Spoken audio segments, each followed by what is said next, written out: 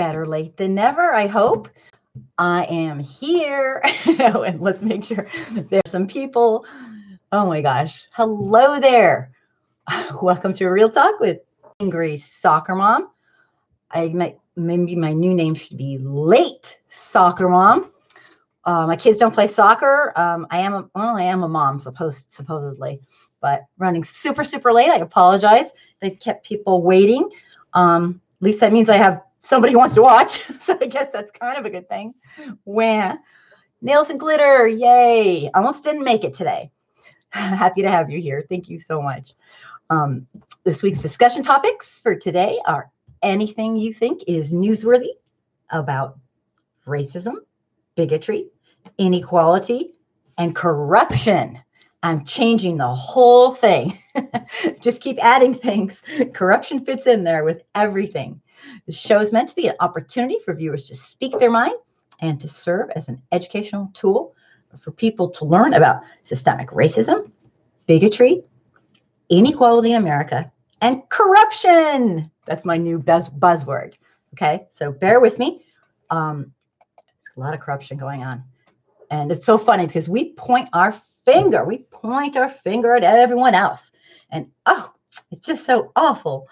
This corruption in all these nations. And lo and behold, we're just as bad, if not worse, because we're in denial. And I am not trying to be down on America. It's just, let's be real. This shit's out of control, people. So I'm just saying, it's kind of out of control. I like, the show is called Real Talk, and it's not because I like to make everything all like sweet and cute and tender. This is Real Talk. I try to be real, so don't hate on me. Well, you can if you want. You should see my YouTube show, the stuff I keep on review that I don't put through. Oh my God, is it interesting? Maybe someday I'll do a show just on that. And then we can kind of talk about it or something, because it's actually a little bit interesting in a kind of sociologically, like, let's call it abnormal psychology, maybe. Okay. Anton, thank you for being here. Thank you so much. Starting a little bit late today, but I'm here and I'm ready to talk. And I think today, of all the days, okay, this is just my opinion, I have some really interesting stuff. And I want to know if you know this already, if you don't, if you've heard of it and just not in depth. So if you have anybody that might be interested in hearing this on your social media, since I have no social media anymore. Okay, I just have this and that's it.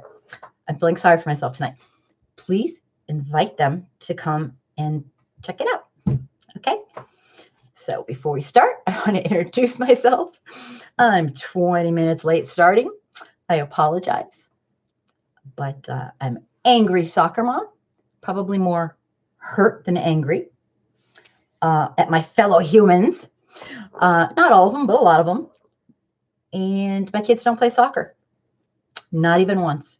Well, maybe one did. Well, forget it. Anyway, I have some quick announcements. Yesterday's call-in show was fantastic. I had 3 authentic, real-life call-ins, and I was thrilled. And tons of people writing. It was wonderful for me. I love having people come by and tell me what they think, tell me what they care about, tell me what matters to them, and give me their opinion. And I'd like to have much more people calling in. And so Tuesdays is call-in. It's a call-in show. But there's a catch. Too many trolls. So I couldn't give just the number out randomly. So if you want the number, you got to go onto my Angry Soccer Mom page on Facebook and write to me and tell me who you are, and I will look you up and try to figure out if you're not a troll, you'll get the number, okay? I can't wait. It should be interesting, and don't try to trick me, okay? Because I will not be fooled. Okay, I think I just invited like a ton of trolls just to try to trick me, but that's just, I'm just saying. Okay, so I wanted to thank everyone who attended yesterday, and I loved it, and I have to go over the whole thing tomorrow and see how it went. So remember, if you want to call, just get a hold of me and I'll give you the number. I wanted to start by wishing everybody a happy Black History Month and point out that along with the atrocities that have gone on and are still going on, having to do with systemic racism and bigotry and inequality. Black Americans have done amazing things, absolutely amazing things, cutting edge science, technology in every field. And I am so thankful to my Black and brown sisters and brothers for being who they are. It matters, and it means a lot to me. And every single day of every single month should be Black History Month. And I just want to live long enough to make it so. I want to live long enough to see that day, because I'm not giving up. I'm not. I can't. I just have to keep that little hope. And I know things are going pretty rough, but I'm not going to give up, because I'm going to see the day where there's no need for February as Black History Month, because every day is Black History Month. So I hope you understand that. Tonight's topics that I prepared are some scary stuff. And the first one is Trump's $1 billion disinformation campaign for re-election for 2020. Yep, that's my first topic, and it's pretty crazy. Ghost Killa, hello. Thank you for being here. Appreciate it. The second topic I prepared is the census scandal. The census scandal is really bad. It's just, hello, could they go any lower? I think not. But then it's like, wait a second. Yeah, I think actually, yes. I think we've seen nothing. We've seen nothing. Just like the story I told yesterday of this book I read my kids sometimes when they're really, really getting a little too big for their britches. It's called Things Could Be Worse. And you don't think they could be until they are. And then you kind of wish for like they were as bad as they were when it wasn't quite as bad. It's all relative. The last topic I have is unrestrained Trump, whoopsie, above the law, and what's gone on in 1 week's time. So if you're interested in knowing the secrets to his disinformation campaign for 2020, which I'm privy to, I hope you are too by the end of the show, and you want to know what's gone on this week, and I'd love to say that he's learned his lesson. The whole, impeachment thing was just like, God, he had an epiphany. Not. Okay, the guy's a freaking lunatic. He's gone mad. It's out of control. Okay, I guess that's the end of the show. Bye. Just kidding. But anyway, today's rant was written by, not me. If only I could write that well. Today's rant was written by somebody who we all know very, very well. He's my favorite president, and he wrote and spoke my favorite speech.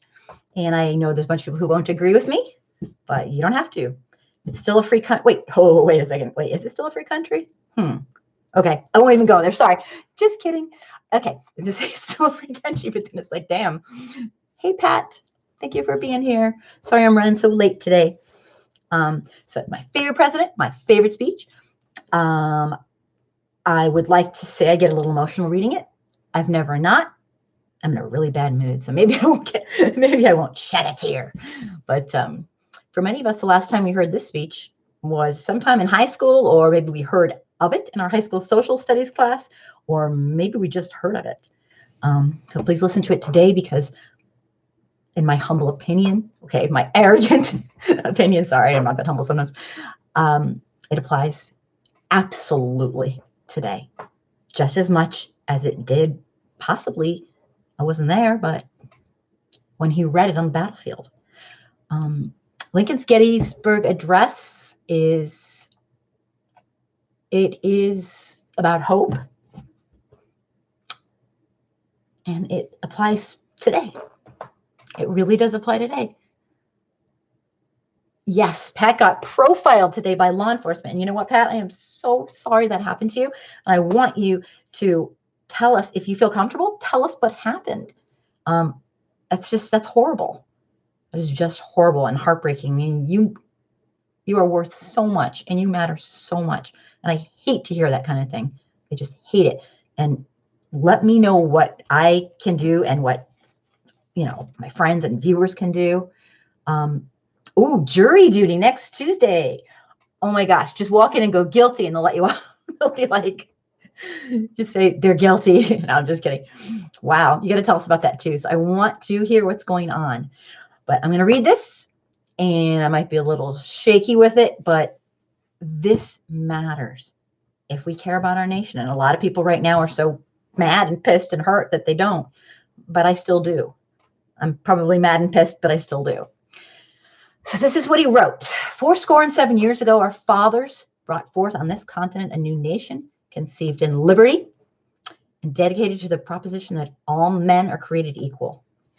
Now we are engaged in a great civil war, testing whether that nation or any nation so conceived and so dedicated can long endure. We are met on a great battlefield of that war. We've come to dedicate a portion of that field as a final resting place for those who gave their lives so that that nation might live. It is altogether fitting and proper that we do this. But in a large sense, we cannot dedicate, we cannot consecrate, we cannot hollow this ground. The brave men lived and died who struggled here have consecrated it far above our poor power to add or detract. The world will little note nor long remember what we say here, but it can never forget what they did here. It is for us, the living, rather to be dedicated here to the unfinished work which they who fought here have thus far so nobly advanced.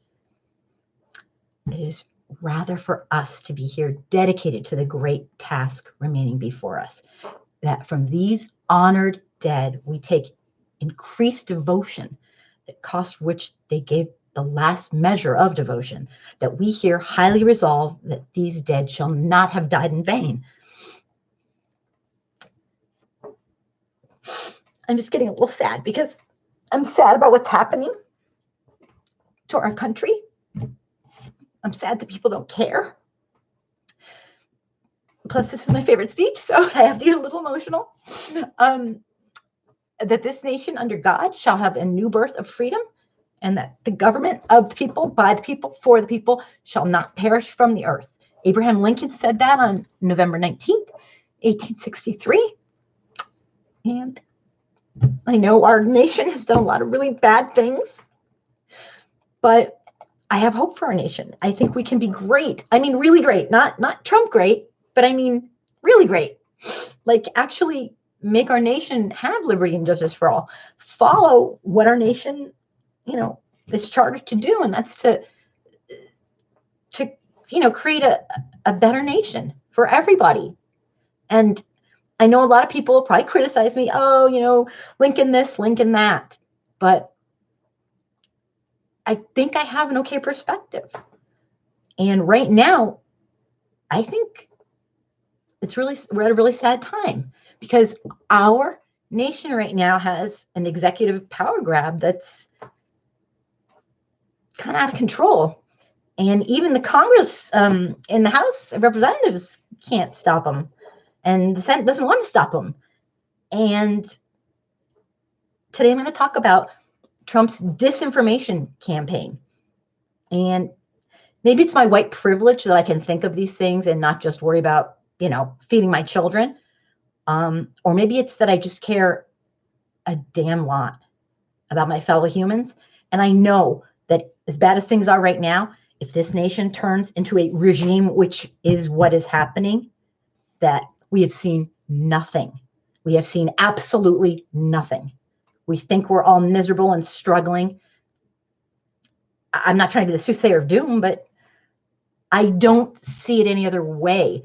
It's not going to improve with a king, an arrogant, conceited, self-loving king. It's just not going to improve. So the war that we're talking about today, when I read Lincoln's speech, I really think applies. So many people gave their lives, even, not just black, brown, and just white people too, everybody, to try to make our nation a better nation. And we are a flawed nation. but we don't have to be like this. We can be a great nation. We have to take the high road. And when Trump got into office, he got in because people chose the low road. They chose the easy way to be hurtful and cruel and blaming and rotten and harm our fellow humans. It's like we gave up. So today I wanted to talk about what's going on. I'm going to be really real about it. Because unlike that war where it was kind of like guns and a no man's land, there is no man's land, no person's land to meet at. Spread out among us are people who are being fooled and they don't even know it. And they've been tricked to the point where they're now our enemy. More appropriately, made their enemy of the state. They're destroying our nation and they don't even know it. They're doing it under the guise of, this is going to be good for us. And people who know hate is never the answer. It just isn't. It can't be. Name one thing that hate's ever really accomplished. Nothing. So I'm just taking this really hard. And I know it's stupid. Maybe I should, people think, oh, that's ridiculous. Go get a problem. But the more I read, the more I think, geez, Louise, we really are following what Nazi Germany. I mean, we really are headed there. I don't know who's going to stand up and stop us. Do you? So whether it's their fault or not, it doesn't matter. Whether the Trump supporters might blame, maybe blame the libs or whatever, or whether they even understand what our government is, whether they respect our Constitution, whether they even know that we have a Constitution, or whether they know that it's an important bedrock of our nation's democratic republic to have this understanding that our Constitution is really important. It's everything. It's what holds us up. The Trump supporters might believe that they're doing the right thing. They might believe that Russia's the enemy and that it's interfered with our 2016 election. But look, we got Trump, so that's cool. So who cares? They might not know that Russia has interfered with 27 other nations' elections since 2004 until present and still counting. They might think we're the first because they don't read or, look, I don't know. And it doesn't matter because I'm not here to blame, because none of this is really going to matter. None of it is going to matter because we're in a lot of trouble right now. And I'm going to tell you a little bit why. And I hope most people know it, but I'm not sure. So I wanted to talk about it tonight. But first, I'm going to pull my head out of myself here. And I'm going to take some comments. And I just want to see what we have here. Pat got profiled today by law enforcement. And I am so incredibly sorry. And Gus Killa got jury duty, which if you want to get out of it, I know how to. Just tell me you have a master's degree and that's it. They'll be like, bye. They don't want anyone. It's so funny. I'll tell you some secrets if you've never done it before, but not to be rude, but maybe you already know. But I've always wanted to be in jury duty. Oh, I would be a nightmare. I would be a nightmare. Okay, I'm just saying.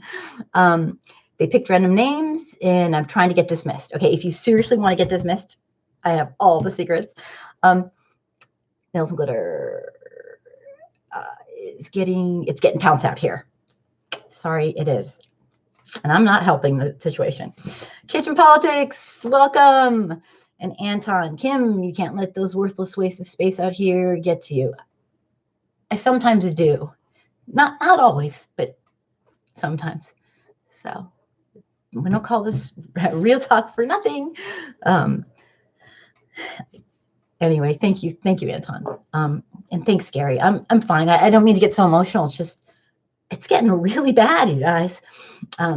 Pat, these cops here profile blacks like crazy and nothing is done about it. So I'm trying to find a civil defense lawyer. Oh my gosh. I'm so sorry for whatever happened to you. I hope you're okay.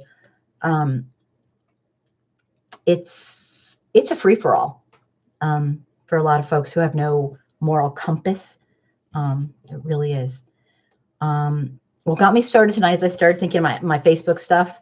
And Pat, I want to know more, and I want to know how we can help you.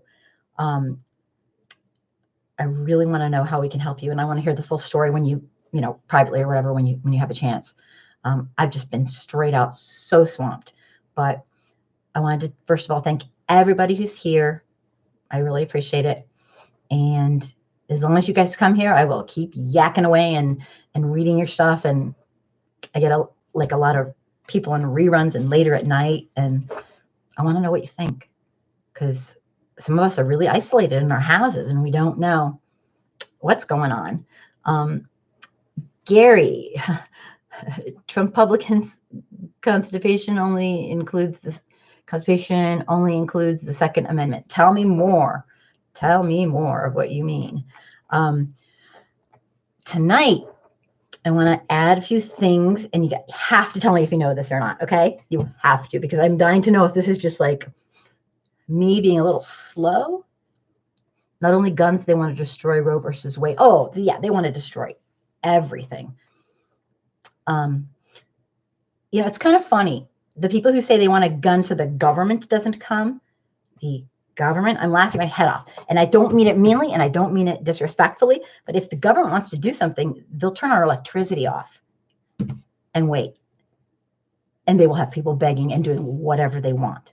I hope I'm not giving them a hint or something, but all they have to do is turn our electricity off. And most people are on the grid, not off the grid. So we wouldn't have any food. We wouldn't have any electricity. We wouldn't have any heat. And then they could just wait it out. They don't even have to fire a single shot. So it's kind of scary stuff. So I think the whole guns thing, common sense is where we go. Common sense, caring about people first, and common sense. So they may know it, they may not know it, but Mr. FS Black, hello, thank you for being here. This week was a special week. And when I say special, I mean kind of special education special. That's what I have a master's degree in special education. Kind of a joke, kind of not. Very special. We get to see what a president who believes he is above the law will do. And let me tell you, we have seen, and it is absolutely everything I thought it would be and more. Goskilla, please let me know how to get out of this jury duty. I won't go into details, but definitely I'll just write me. Some of us are ready to be cut off and networking within our communities. Absolutely. And I don't want to be the soothsayer of doom. I'm not trying to be, but I also don't want to be that moron that, that says, oh, we're fine. I believe in our government. Right now, our own government can't stop the president, okay? We can't. And that's really scary. So what's been going on here matters because there's not enough people who care. And the stuff that I was talking about earlier, compared to what I'm going to tell you, doesn't really matter that much. I hate to say it. The list above is inconsequential compared to what I'm about to tell you. Many of the Trump supporters are unknowingly under the influence of a weapon designed to control what they think. Now you're like, whoa, hold it right there. Hold it right there. This person's giving a conspiracy theory. No. I am not a conspiracy theorist. I'll listen to it, but I'm not into conspiracy theories. This is stuff that kind of makes sense. So before you freak out, let me explain and bear with me. I think you'll get it. Let me take a couple more. Mr. FS Black, the only difference between Trump and Reagan is there was no Twitter in Reagan's era. That's a good point. It's I don't know. That's interesting. Nails and glitter, community-based networking will be how people get fed when the lights go out. Yeah, it's going to have to be something because, and I'm not anticipating that. I'm just saying things seem like they're kind of exponentially headed in the wrong direction. So before we freak out thinking angry soccer moms turn conspiracy girl, I haven't. The social science I'm referring to is simple. It's been around for a long time. It's a subset of psych ops. that's been studied and perfected for years, and it works. Psychological operations are operations, and this is a general term, to convey selected information and gives indicators to audiences to influence their emotions, motives, and objective reasoning. And ultimately, the goal is for behavioral change of governments, organizations, groups, and individual people. Trump 2020 is using this currently and used it, and it's mind-altering, and he used it to win. He used it to win the 2016 election, and the technique is specifically referred to as micro-targeting. Now, a lot of us knew that social media was putting up lies and people were buying into it. But did you know exactly the way in which they were doing it? That is what blew me away. This technique has been perfected by social scientists, and it absolutely works. It's the weaponization of micro-targeting. It was pioneered in large part by the data scientists at Cambridge Analytica. Does it ring a bell? Analytica, excuse me, which has since been shut down. It's the same firm that Trump hired to cheat to win the election. Now, you might be thinking for a second, oh, it's the Russians. Well, there is certainly likely to be some sort of Russian tie, but I'm not talking about them right now. Okay, we know they interfere in elections. They've interfered in 27 other than ours, that our own government, Trump's government that he's supposed to kind of be in touch with, already knows. That's information from them. Our actual government gives us this definitive information that the Russians have interfered in 27 different elections from different nations, not including ours. Okay, so Cambridge Analytica. Well, I followed the stories, but they weren't in detail. And I didn't understand just exactly how deep this goes. And it's all starting to make sense. So let me tell the story, and then I'll take more comments, and we'll talk about a little bit about what's going on and what might be to come. I don't know. This is the same company that Steve Bannon, Trump's former White House chief strategist in the administration of Donald Trump, was working during the first 7 months of his first term. This term, Brexit, the whole British exit, used this company, and so did Trump. The Trump administration hired this company to force a win in 2016. I'm not referring to Russia. I'm referring to an English company that you hire to make people think what you want them to think. And how they do it is, it's like any social science or any physical science. We've advanced. And social science is called social science for a reason. It's a science. And it can be repeated, and social experiments can be replicated, and they come out the same. And people are learning.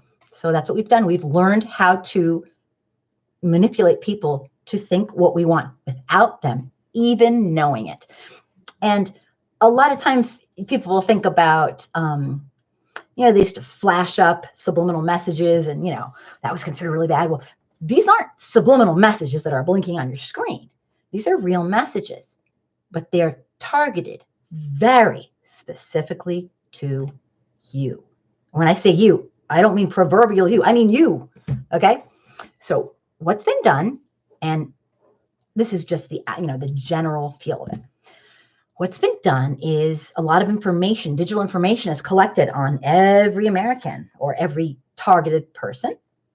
And they use digital psyops to target groups of people. The first things that Cambridge Analytica began to do was part of a nonpartisan military contract that used digital psyops to target terrorist groups and drug cartels.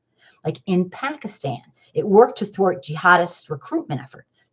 And they used this psyops stuff, and it worked great. In South America, it circulated disinformation to turn drug dealers against their bosses. So this stuff works. It works. So how does this company do their magic, making people think precisely what they want them to think? Well, they take a user's content and they work to develop a detailed psychograph profile for every voter, let's say in America, the United States. Okay, they begin experimenting with ways to stroke paranoia and bigotry and exploit certain personality traits. They don't go after just anybody. You have to qualify, you have to be special. You have to qualify as, and I don't want to say somebody who can be easily swayed, but somebody who is open to maybe not completely convinced exactly where they're going. So they are vulnerable. They pick you because you're vulnerable. It's not your fault. You're allowed to be vulnerable. Okay. This is abusive and this should be illegal in my very arrogant opinion. The techniques used by the companies are not trivial. This is not like trying to talk your little sister into giving her allowance to you. This is systematically done and worked on, and they have a formula and it works. These are considered weapons grade tactics, just like physical science, psychology, sociology, and social sciences are perfect to get the targeted result they want.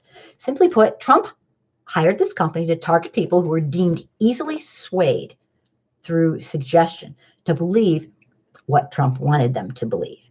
And this is like cutting edge shit, you guys. I'm talking cutting edge stuff. One exercise, the firm asked white men, this is just a teeny little example, white men whether they would approve of their daughters marrying a Mexican immigrant. Those who said yes, they would approve, were asked a follow-up question designed to provoke some uncomfortable irritation. And they asked, did you feel like you had to say that because of political correctness? Or do you really feel like that? They tried to provoke irritation at the constraints of political correctness or try to get it out of them. They basically, cha-ching, push buttons, just a little. It's an art, not a science exactly. But Christopher Wiley, who is the original whistleblower for, I believe he was the original whistleblower for the original company that's now shut down. I'll call them Analytica, which is like a funny name. Cambridge Analytica. And he was the former director of research at Cambridge Analytica. And later he testified in front of Congress about this company. Do you guys know all about this already? Is this old news? Now, I remember him testifying, but I didn't remember the details like this.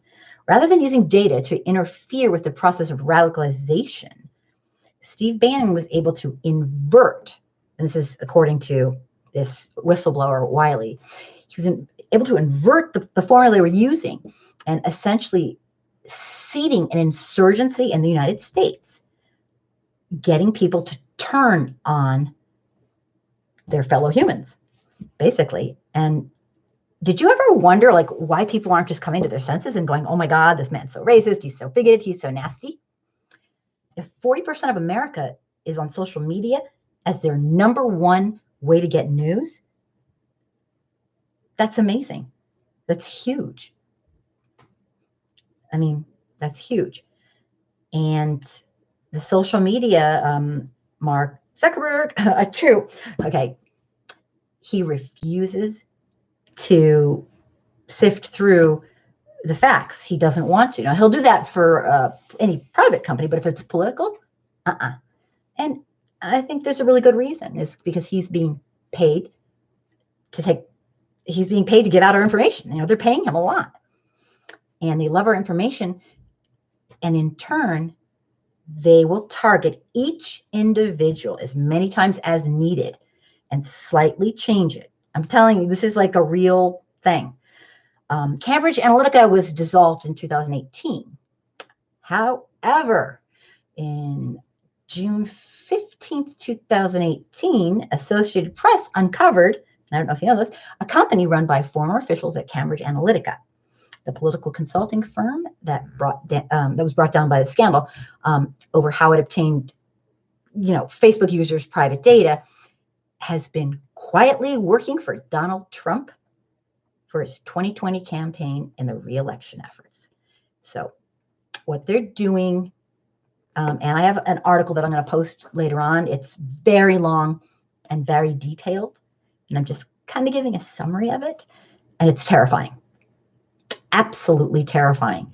They're pinpointing us and showing us what we need for the next step, letting it sink in, and the next step, and the next step. And they're going further than that, too. They're going even further than that. The Associated Press confirmed that 4 of the former Cambridge Analytica employees are affiliated with Data Propria, or Propria, I'm not sure how to pronounce it, a new company specializing in voter and consumer targeting, works similar to Cambridge Analytica and its efforts before it collapsed. And after the Cambridge Analytica scandal broke, Facebook was severely criticized, as you might recall, for its mishandling of user data and total complicity in the viral spread of fake news. And Mark Zuckerberg said he'd do better. He said he'd try to do reforms, and I think he's absolutely full of shit. Then we had Zuckerberg, he handed basically lying politicians a major victory, and it was absolutely purposeful, in my opinion. Candidates, he said, would be allowed to run false ads on Facebook, and there would be no recourse, nothing. Dominic, thank you for being here. I'm blabbing away about the $20 billion misinformation campaign that Trump's running as we speak. Commercial advertisers by contract are subject to fact checking, but not political ads, says Mark Zuckerberg. And there's a reason. He's making a hell of a lot of money off this. I could almost bet. The Republican National Committee and the Trump campaign have reportedly compiled an average of 3,000 data points on every voter in America. They've spent years experimenting ways to tweak the message so that it's gender-based, geographically based, but it's also based on details. Whether you're a gun owner, whether you watch the Golf Channel, I'm talking details. This is not a general thing. They are getting into your information, 3,000 data points, deciding who is most easily swayed. They're taking a map of the United States and they're seeing whether it's a red state, purple state, halfway between, or a blue state. They're breaking it up by counties in the state, and they're targeting thousands and thousands of people slowly over time using social media, and they're targeting you precisely. They are not giving you the same stuff your neighbor's getting. They have many versions. Guys, this is a whole thing.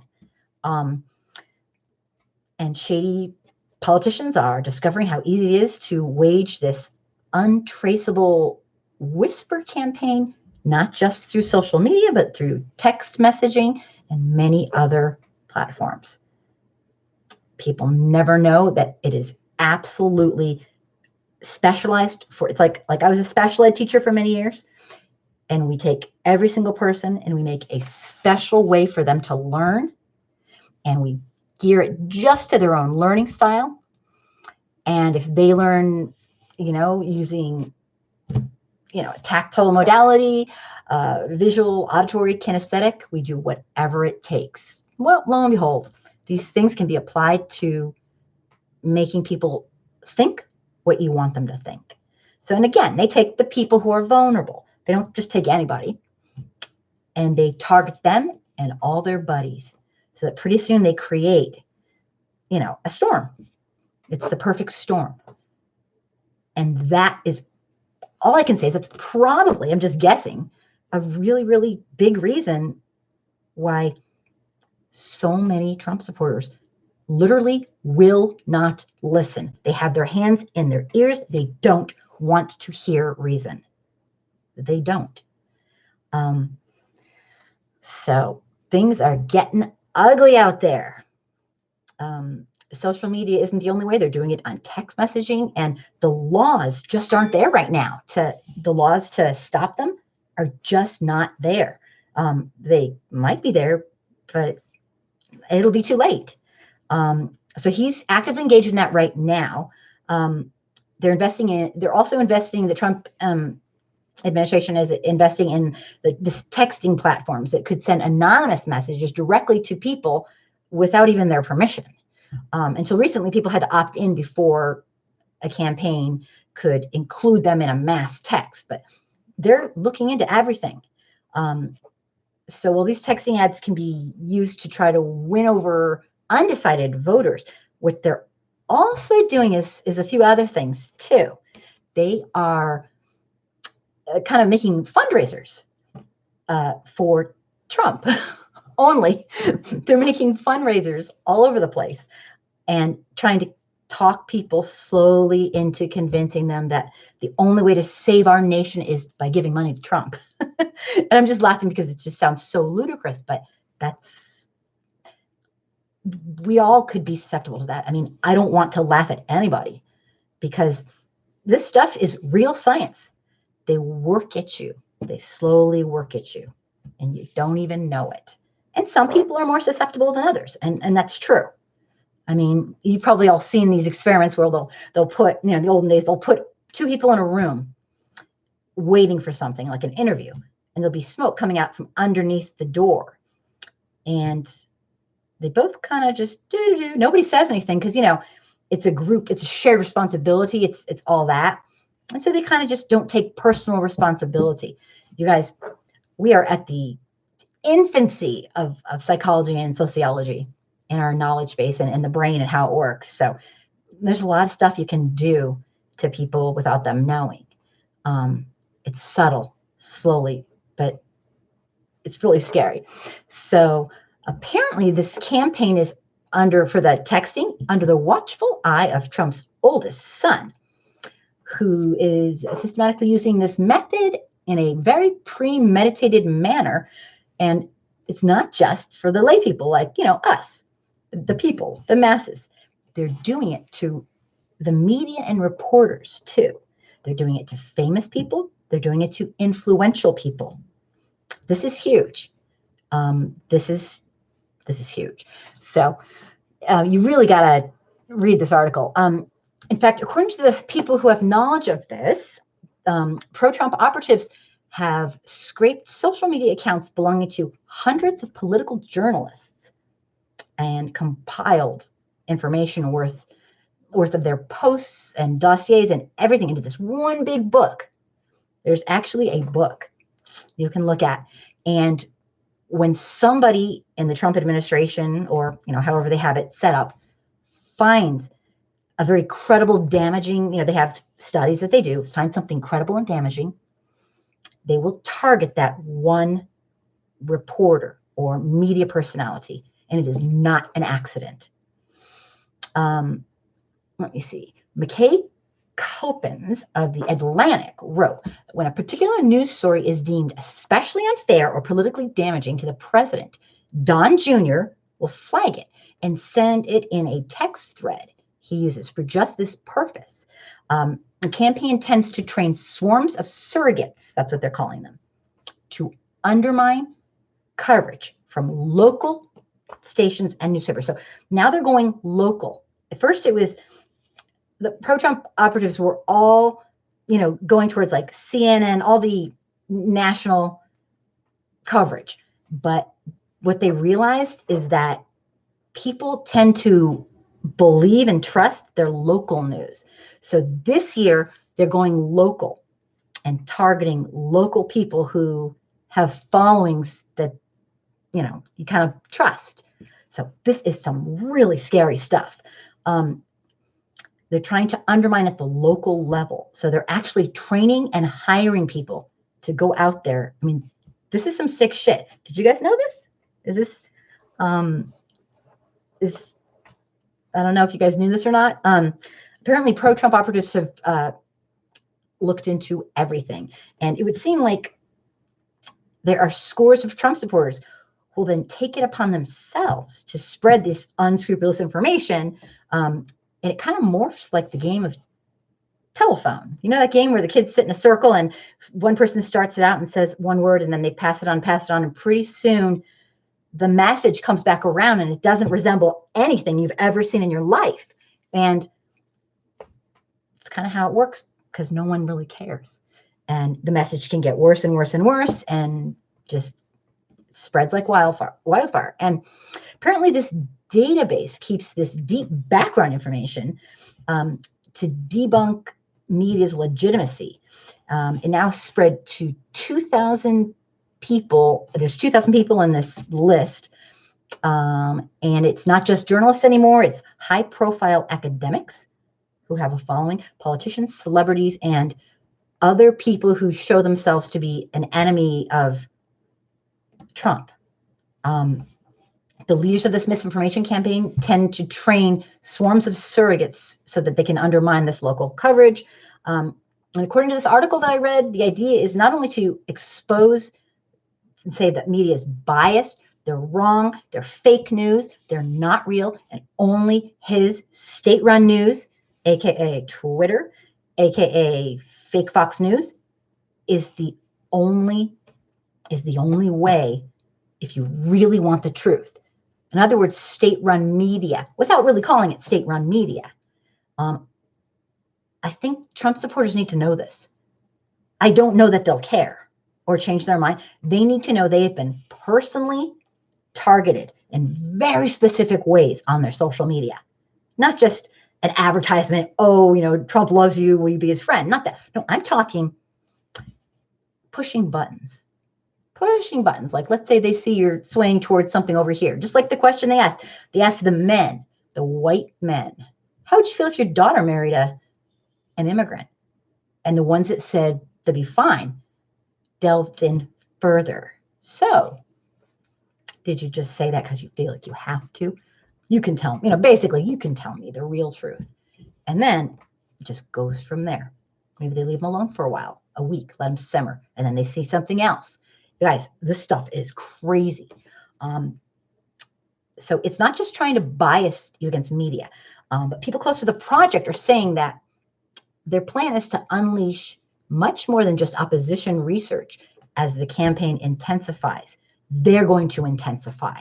Instead of trying to reform the press or critique its coverage, today's most influential conservatives want to destroy mainstream media altogether. Make it so nobody trusts it. And that is the goal. And that's simply terrifying. That is that's what dictators do, people who are doing regimes. I have to take a little drink of my milk. And now hopefully I don't have a milk mustache.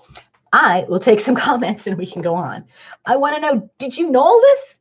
That they are targeting specifically the most vulnerable people so they can get them to think what they want.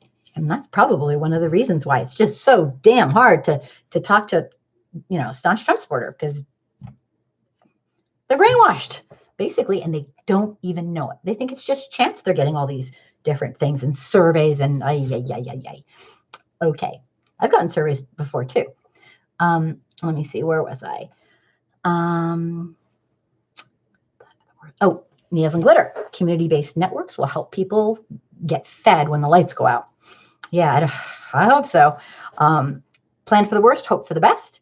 Pat says, to get out of jury duty, just tell the judge you can't render a just verdict and they will not pick you at all. That's a great idea. You can say, if you're, this is terrible. I mean, this is really awful. But if you say, you're a black person and the defendant is white, you just say, you know what, I hate all white people. You could say there's so many things you can do. I mean, try not to be too obvious. Obviously, you don't want to be feeling like you're lying, because that's probably not good either. And I'm no pro, but I know people who have gotten out. They want people they can sway. All right. They want people they can sway. And that's what they want. They want people who are not. If you really want to stay on jury duty, just act like, I guess you're just kind of like, I'm open to anything. I don't know, but they really don't want people who think for themselves, who are into critical thinking skills, and who are into, logic and analysis and what have you. So good one, Pat.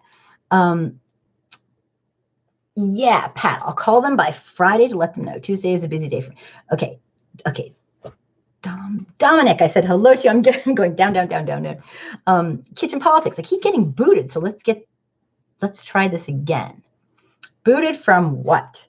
Tell me more. Gary, my suggested pages or posts on Facebook are about 40% pro-Trump.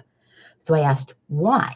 Over 50 white males in rural, over 50% maybe white males in upstate New York. Is that kind of what you're saying, Gary? Tell me more. I think that's what you're saying. I'm not sure if I'm reading that right. Nails and Glitter. They don't want Facebook used to promote pipeline protests, agricultural evidence gathering, and water testing. Yeah, they really don't like people like Angry Soccer Mom. Look what MSNBC is doing to Bernie. Tell me more. I watched last time I watched MSNBC was 2 days ago, 3 days ago. And so I don't know. Age. Oh, about his age. Is that right? Oh, wow. Yeah, okay. Oh my goodness. Yeah, I don't know. I didn't find that, but so what do you guys think about Trump's, what is he calling it? The name of the article? He's calling it zoop, zoop, zoop, zoop, zoop. I'm going up, up, up, up, up. Oh my God. I just blabbed. Trump's disinformation campaign for 2020 re-election. That's what he's calling it. And that was from about 4 or 5 articles, mostly printed in the last couple of days. Nails and Glitter, they've been underreporting his numbers. Yeah. I'm not sure. I did not realize that. So the 2020 strategy of misinformation campaigns indicates that he plans to open up a new war front on local news, like we were saying, because the polls have found that America across the political spectrum. Oh, sorry, Gary Sage. Oh, okay. Sorry, I was like, I'm confused. Sorry about that. The polls show that people trust their local news more than the national media. So if the campaign has its way, and this is a quote from somebody in the campaign, that trust will be eroded by November. So this is a really scary thing, and a lot of people don't want to think about it, but I think we really need to, because of the fact that this is happening and not enough people care. Not enough people know about it. And of those people who know about it, not enough people care. So it's really scary. I'm just saying. So what do you guys think about this pinpointing target people in purple states to force them to think like Trump wants them to over time? This isn't something that happens overnight. It's like subliminal messages, but the messages are sitting right there, and you're thinking they're just by chance. So it's really scary. So we're not just fighting on Fox News, and this is a quote from the people doing this. We're not just fighting on Fox News, CNN, or MSNBC with the same 700,000 people watching every day.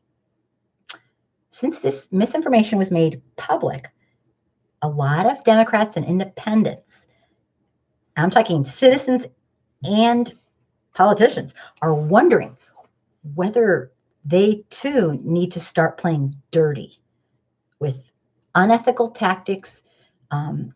Using psyops warfare is what it's really called, to sway people's minds.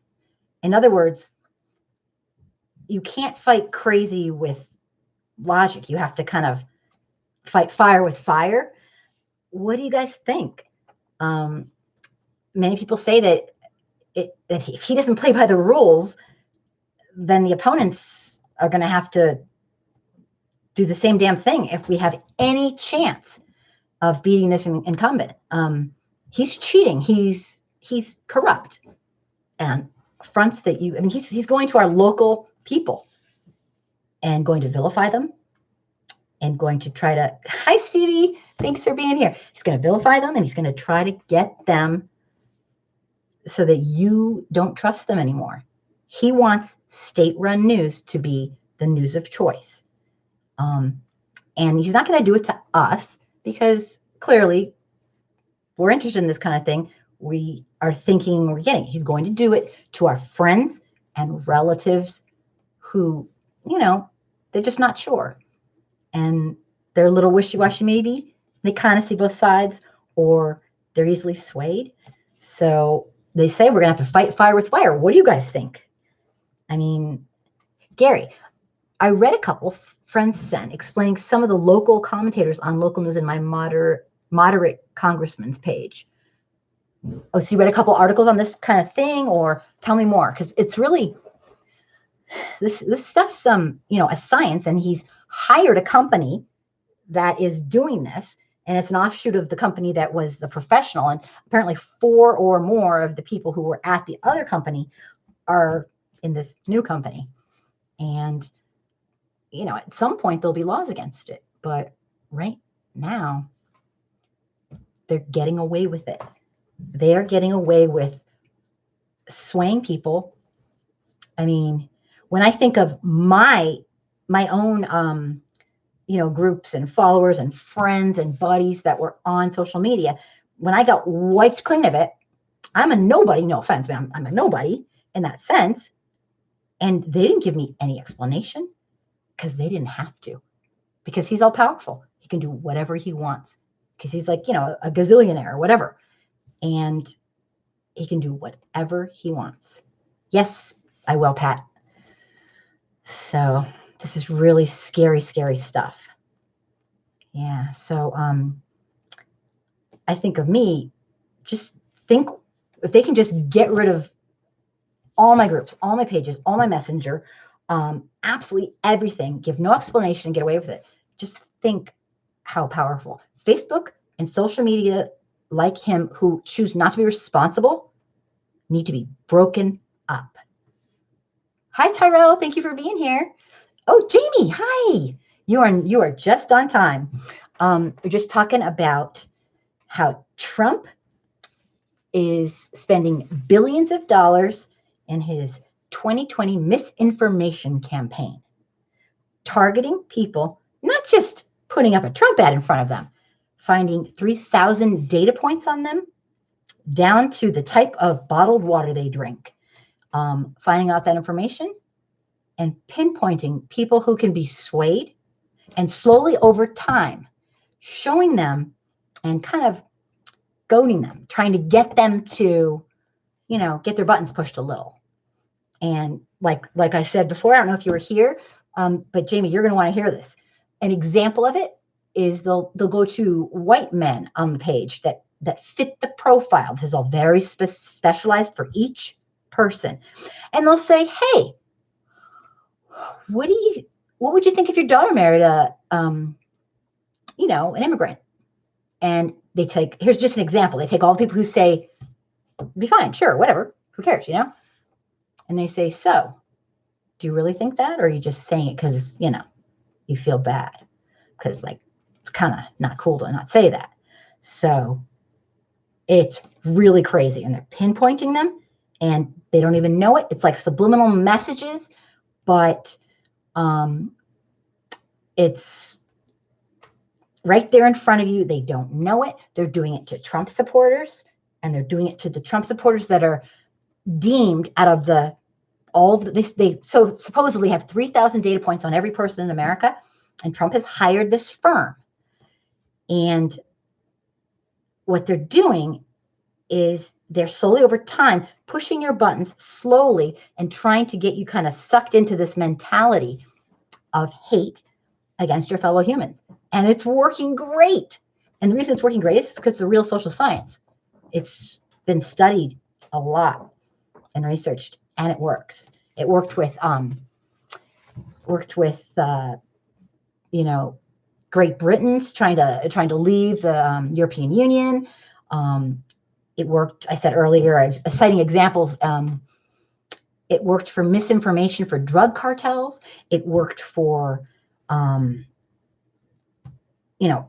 gangs being, well, I guess people being affiliated into jihadist movements. The stuff works. It's called psych ops warfare, and it's warfare grade technology through sociological means.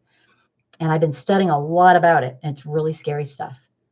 So next Wednesday's show is going to be the rest of the article, which is fascinating. And I'm going to put it in the not the commentary, but the descriptions below this video. The whole article, it's really long, but it is fascinating. This stuff is real.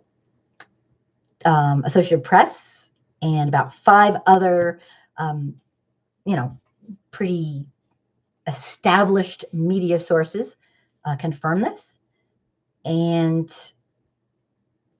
I think right now with what's going on and how outwardly just arrogant Trump is being, that he'll probably end up blurting it all out and, showing it off for all I know. Let me see. So next week's show is going to be the rest of the misinformation guide, explaining even more evil things Trump has planned to fool you into supporting him without you even knowing it. So I hope, people will talk about this a little bit and spread this to other people. I know Trump supporters in general will not listen to reason, that this isn't about politics. I'm not even a Democrat, okay? It's not about politics. They're destroying our nation. The 3 branches are supposed to be equal checks and balances: judiciary, executive, Congress. And Trump's done a power grab so that it's not 33 and a third, 33 and a third, 33 and a third anymore. Okay, it's kind of leaning heavy on Trump's side more and more. He has half of, he has the half of the Congress, the Senate. He's stuffing the judiciary. Oh, Anastasia. Oh my gosh, hello. Thank you for being here. He has, put in judges left and right that are not qualified, that even the oversight, people who look over people who get a Juris Doctorate, they don't want them. I mean, it's really bad. All right. And we were talking about that yesterday a little bit. The next thing, I'm going to read a couple messages and then we'll go on to the census scandal, which I just did a video on. The census scandal is some scary shit because it's pure evil. And I don't mean evil in a religious way. I mean, like, it's a really screwy thing to do to somebody. Let me see. I will back it up. Okay.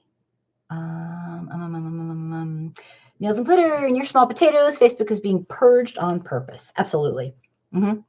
And Tyrell, we should tax all white people who work and give it to all non-whites, especially blacks. I guess if I don't really, tell me a little bit more about your tax plan. Tell me more, okay? I'm not 100% sure what your plan is. I get the feeling the white folks won't like that idea. Tax all white people who work and give it all to all non-whites, especially black. Okay. Oh my gosh. Tell me more about this plan you have.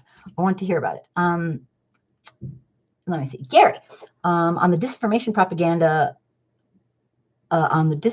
propaganda of the Trump brat.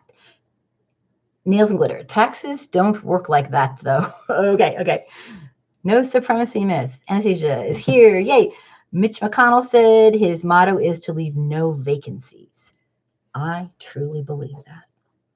He and William Barr, I don't know what you guys think, but this whole impeachment stuff, I say we need to do that to them too. And I don't care if it goes through or not. People, we need it on record that these two are aiding and abetting a corrupt man. and they are part of it. So is all of Congress that has allowed this, and it's disgusting. It's just disgusting. And that's one of the reasons I read the Gettysburg Address as my rant. I couldn't even get through it without crying, because it's so upsetting to think that all these people tried so hard to keep our nation together, and we're not perfect, but we're trying to create a more perfect union, aren't we? And at least we were kind of slowly, like a snail, moving in that direction. But so many people gave the ultimate sacrifice for us. Oops, that's my bedtime alarm. I keep forgetting to turn it off. It's bedtime. Sorry. And don't think I actually go to bed when that alarm goes off, but I'm supposed to. So it's just really sad. And I just couldn't get through it without just shedding tears, because if everybody thinks it's so bad now, and there's a lot of things going on that's really bad, just wait till we have a Trump king. We haven't seen anything. This is already getting out of control. So after the census scandal, I'm going to zip through a gazillion things that have gone on this week. And Susan Collins says, oh, he's learned his lesson.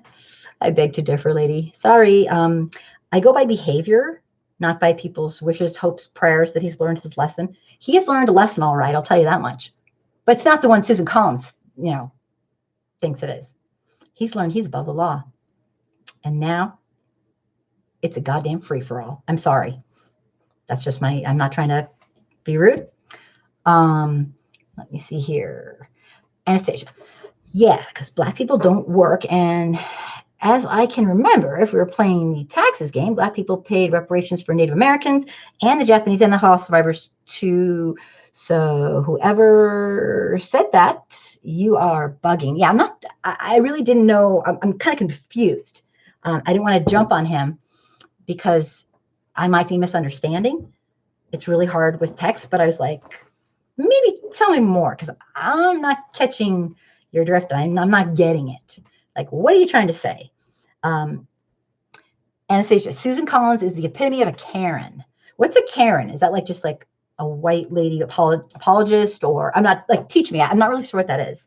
But so that is my conclusion for this part of tonight.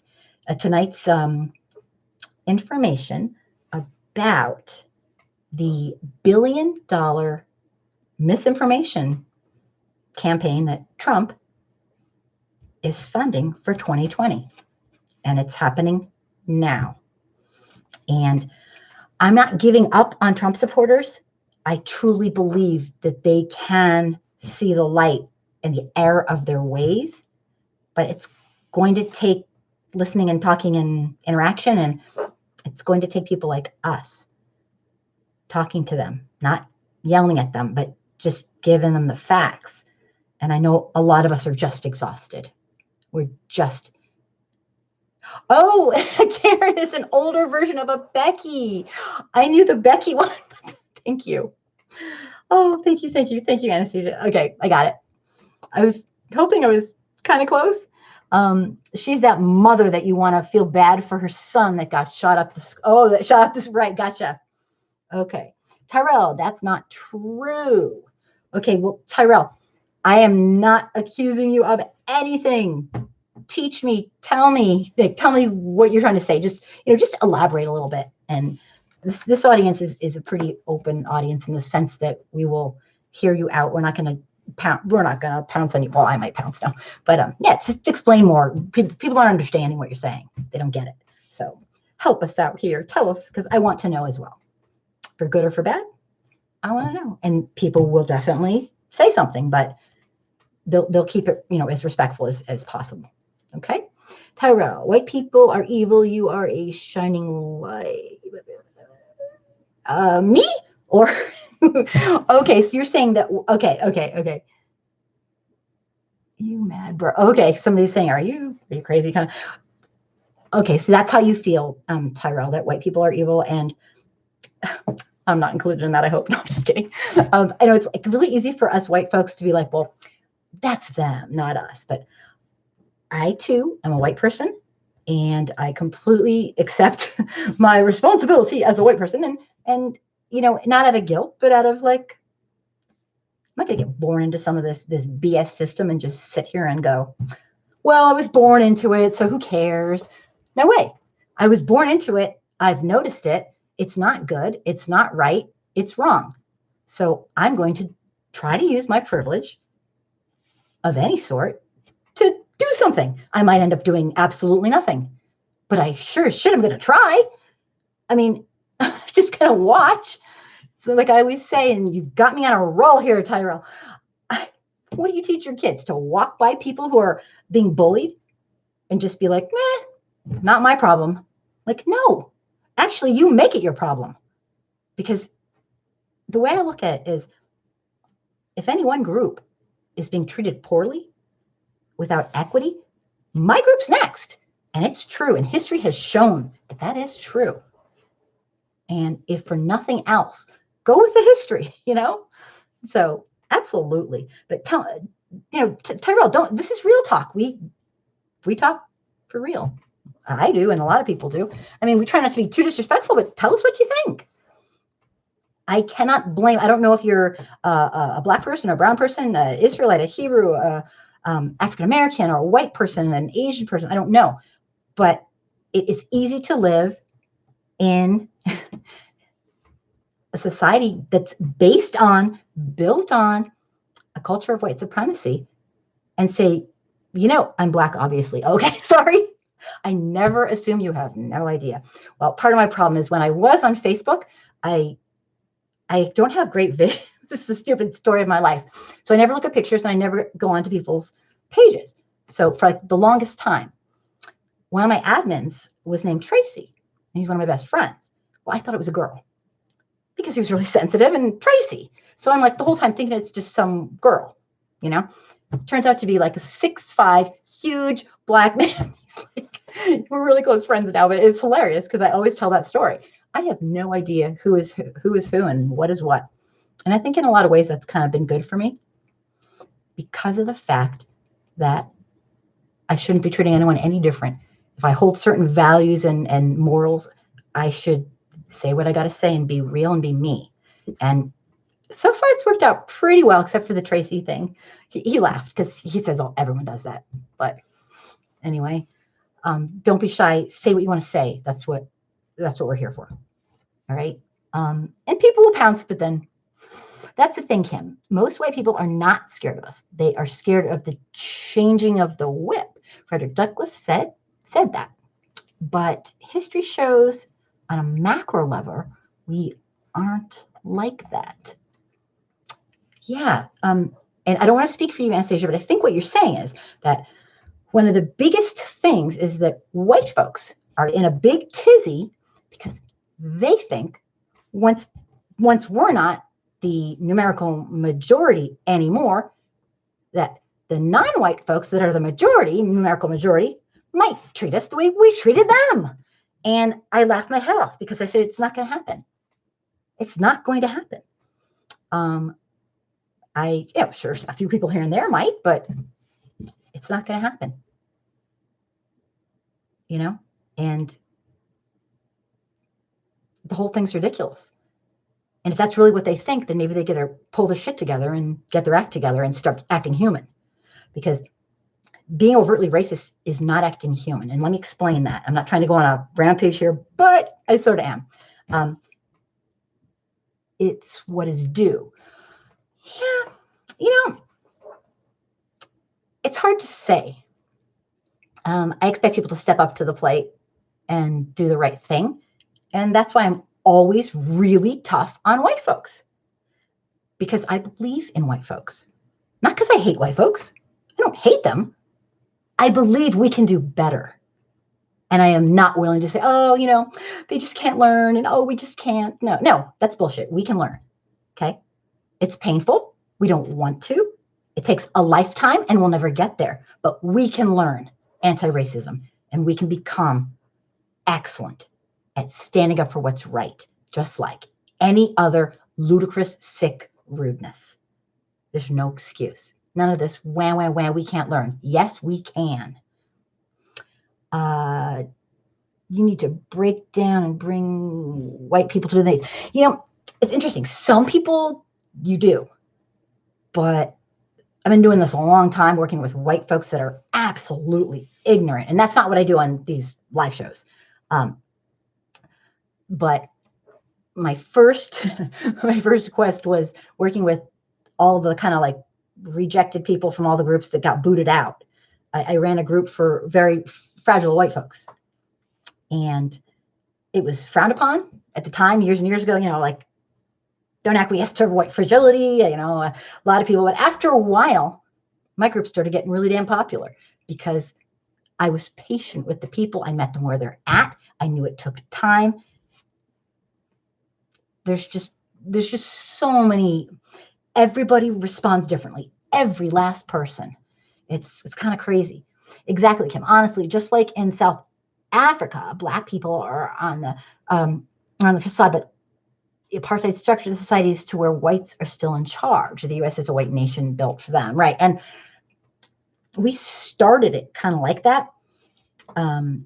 We started it with this strong culture. I don't think, you know, of genocide, the near genocide of the Native people who lived here, and then the enslavement. There's a lot going on. And people can say, oh, everybody slaves everybody. But you know what? Sorry, not buying it. That's an excuse. I live here. You live here. We see it. It doesn't have to be like this. And I'm not buying it. People say, oh, they didn't know back then. Oh, bullshit. They did too know back then. There were abolitionists back in the 1600s. Give me a break. Not buying it. There's no excuse. We were born into this. None of us owned slaves. None of us personally were a slave. But the repercussions of our past have a direct impact on the serious issues we have today. We have never faced our racial responsibility in this country. White folks have never, as a collective, said, you know what? We're done with this bullshit. Let's help make it stop. Black folks don't need a savior. And they certainly don't need, you know, the whitey to be like, oh, I'm so great. You know, I'm the leader. No, we're not leaders. We've had 500 years plus to be leaders. We have failed. But God forbid we actually give a shit and support our fellow brothers and sisters to not get more than we have, to simply have equity in their own freaking country. And that's kind of all I'm about, personally. That's why I do these live shows.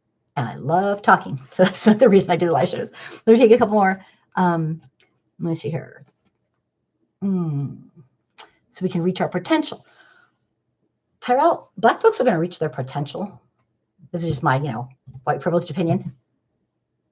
Despite anything systemic racism and white America does to them. Because you know how I know that is they're doing it now. Okay. Could it be sped along a little bit by some support? Hell yes. And that is what I expect of my white brothers and sisters. I expect more of them. That's why I come onto here and I blab and I talk about this. And all the white folks, not all of them, much of the white folks are incredibly uncomfortable. But they need to see a white person. I'm just the average, you know, mom who's talking about race, who's talking about racism in a very real way. And I live and I survive somehow every day. And I wake up the next day and I'm like, I lived through it. What it is time for white America to start learning to talk about systemic racism and call it at every turn they see and take some racial responsibility. Not because, oh, it's all our fault. Oh, it's guilt. It's just not that. If that's what your problem is, then you got lots of issues. This isn't about guilt. It's about being human. I'm not going to sit and watch this bullshit go on. It's wrong. It's just wrong. And I won't stand and do nothing. And sure, I might not make the biggest impact in the world, but I'm not going to just sit and watch because that is the side of the oppressor. So, oh my gosh, you got me on this rampage. Let me see here. Goskella, I learned Native Americans here who spoke Hebrew before the Europeans came. Tell us more. I'm always wanting to learn. And Anastasia, and if we pay attention, even if, white people are the numerical minority, they're still going to be in charge of the government, the business, and etc. Well, I know white folks aren't going to give up their little, I call it kind of a power fantasy, because we're all of the human race. And this whole superiority bullshit is just like so ridiculous. It's laughable. And like I always say, and people get so mad at me, and I'm going to get terrible comments for this. People are going to say rotten things to me, and I'm going to have to report them, and it happens all the time. If the best thing you ever did in your life is to get born white, you have some issues. You had nothing to do with being born white, okay? I didn't do it. You didn't do it. So get a life, okay? Get some self-esteem. Go learn a skill. Make yourself proud. But not because you were accidentally born how you were. That's just ludicrous. Sorry, I'm on a rampage now for sure. Let me see here. Terrell. Blacks have such a horrible past. Whites have never had this horrible of a past. Oh, no. We don't even consider ourselves white. We don't. And I know that you're going to be like, what the hell is she talking about? White folks don't, in general, maybe a little bit long ago, like they'd be like, we're white Russians, we're white Germans, we're white Italians. No, right now, white people, they're like, no, we're just the given. We're not white. Everyone else is the other. We have no allegiance to the white, unless you're like a Klan member. I guess you'd have allegiance, but does that make sense? It's kind of, it's hard to explain, but my lips are getting dry. Sorry about that. But if you call somebody white, they get really pissed for the most part. You should try it. I've tried it. It's not good. If you say, well, white people, they get like, what? And it's an insult. But we made it up. So, it's a long story. Very complicated. Let me see. Great point, though, Tyrell. Absolutely. We have never had the collective struggle. And we don't even get it. We don't get it. We've, collectively as small groups in the past, absolutely, but not like this as a whole. It just, white, the word white's made up. It's made up to harm and divide. And if I could use another word, I would, but I can't, because that's what, right now that's kind of what people say. Okay. Let me just go back. Nails and glitter. Exactly. Money is a huge factor in the power struggle. Absolutely. There's white privilege is one of a gazillion privileges. And I know, obviously, that nails and glitter. But economic privilege is huge. Absolutely huge. If you're poor in America, I don't care what you are, shade you are going to struggle. But if you're white, you're not going to struggle because you're white. Okay? And you still don't have the systemic racism against you. You have the impoverished, the economic prejudice and bigotry. But you'll have a lot of problems, but the color of your skin won't be, as a collective, one of them. And that's what people don't get, is that white privilege does not mean you're rich. It does not mean you're powerful. It doesn't mean you're happy. It doesn't mean you make a lot of money. It doesn't mean a lot of things. It means your problems don't stem from the lack of melanation in your body, the lack of active, I'm making up words now, but that's all it means. And the word's been taken and just bastardized into, many different things. It's a word from academia. It's just stop already.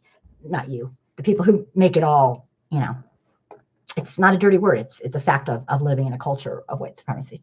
Let me see.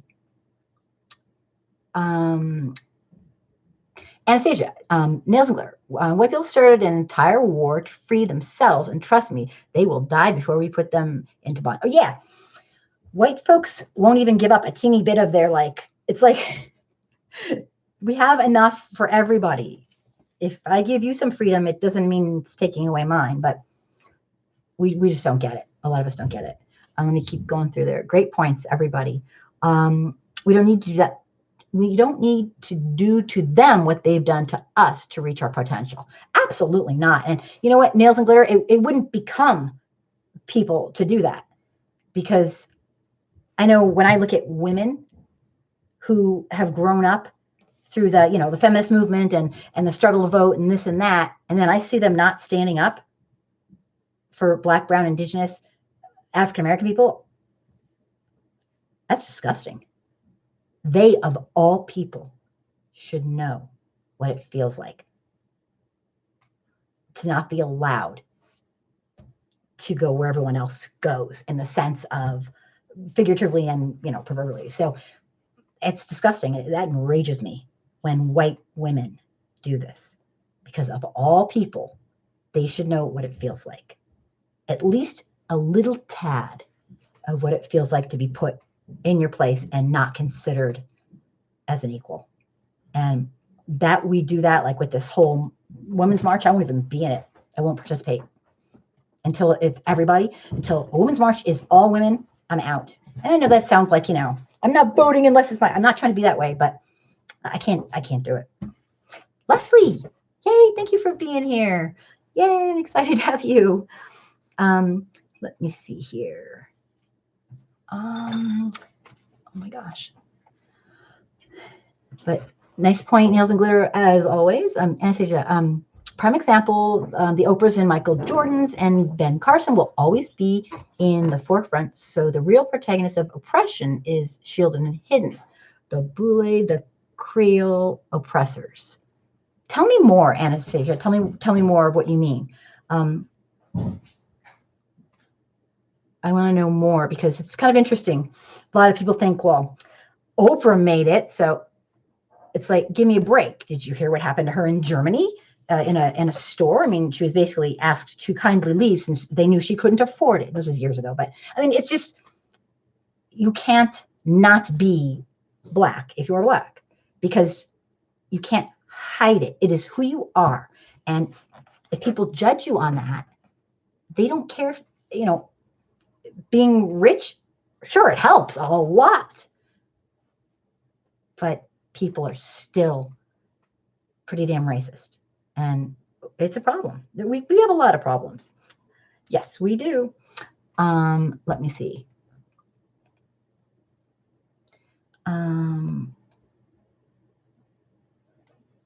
Gus Kelly. Hi, Gus Kelly.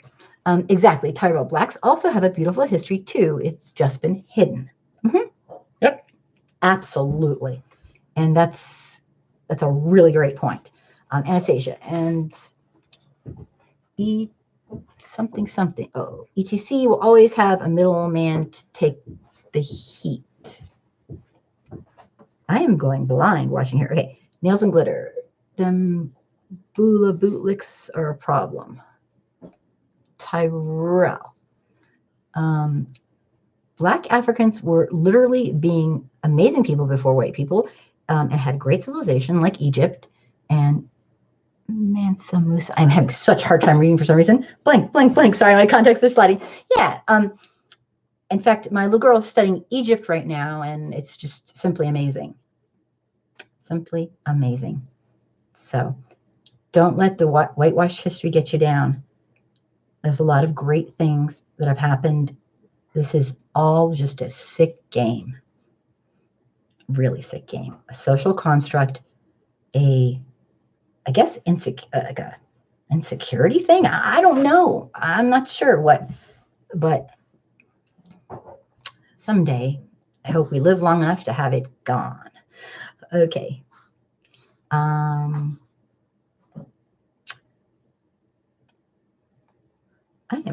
wish I can make this bigger.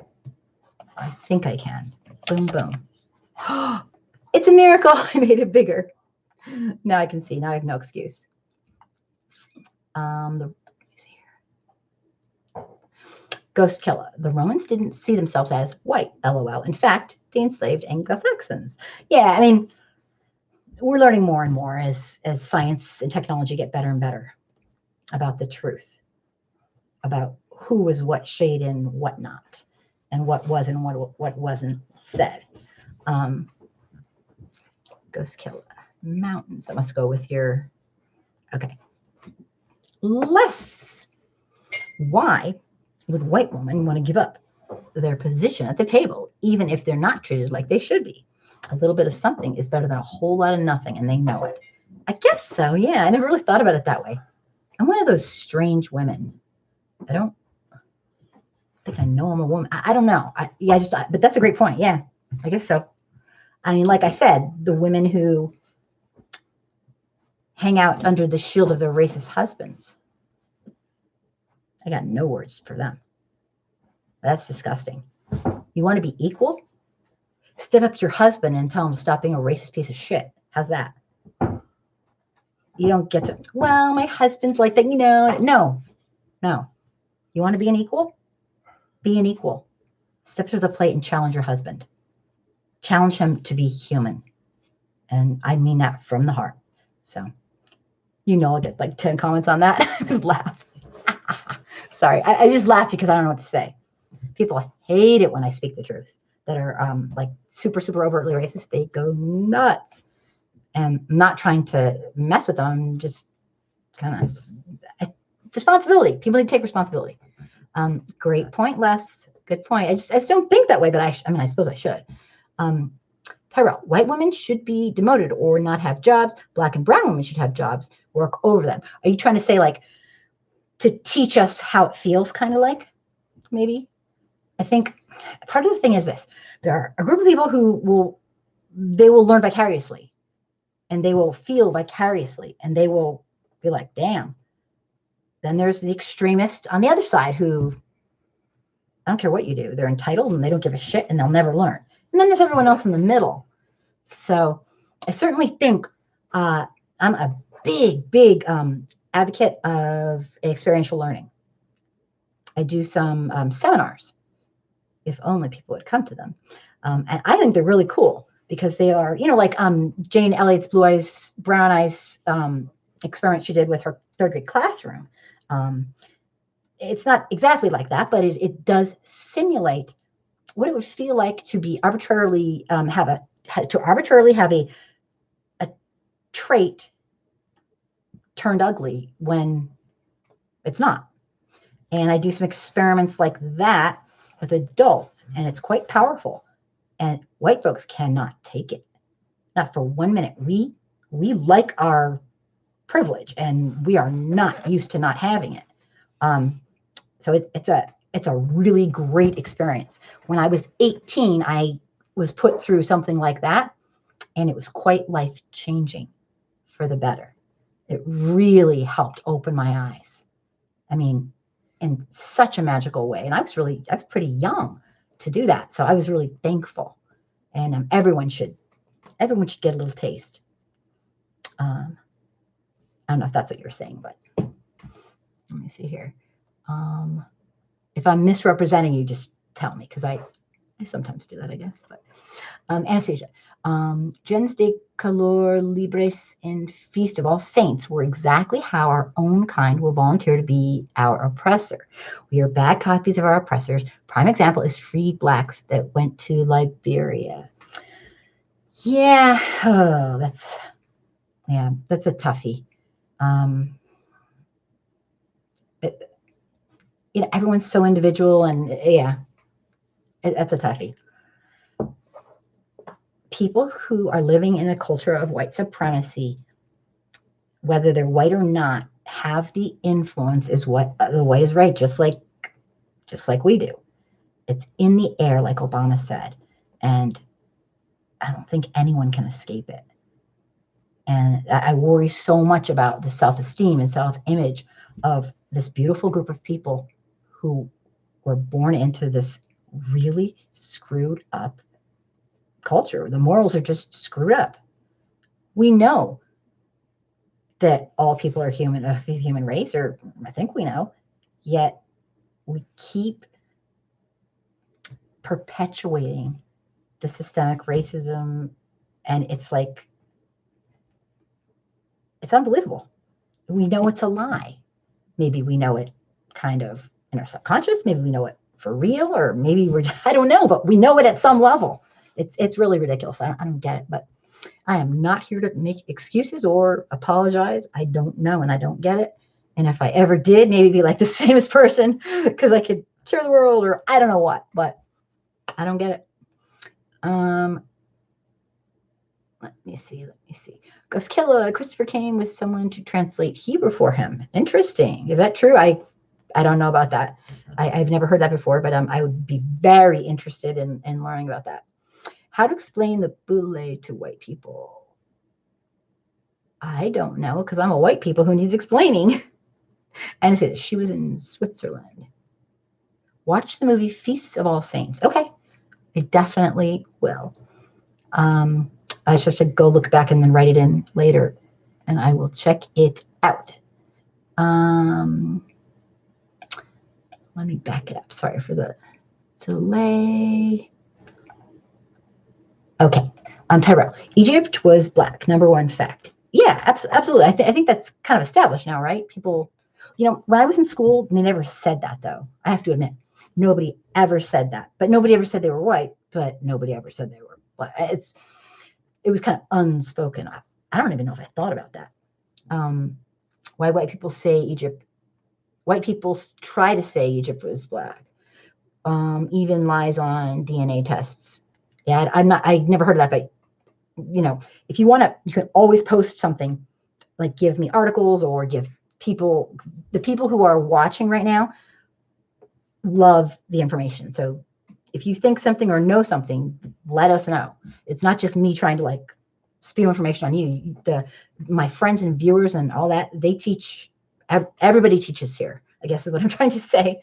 Everybody educates, and people will check you if you say something that's a little off. People will definitely say something, and hopefully they'll be respectful. Tyrell, are you Anglo-Saxon? English.com. Does that mean your people were slaves? Anglo-Saxon. I guess that means like Caucasian. I don't know what I am, actually. I'm not sure. I'm like a mixture of a whole bunch of things. So I'm not sure exactly.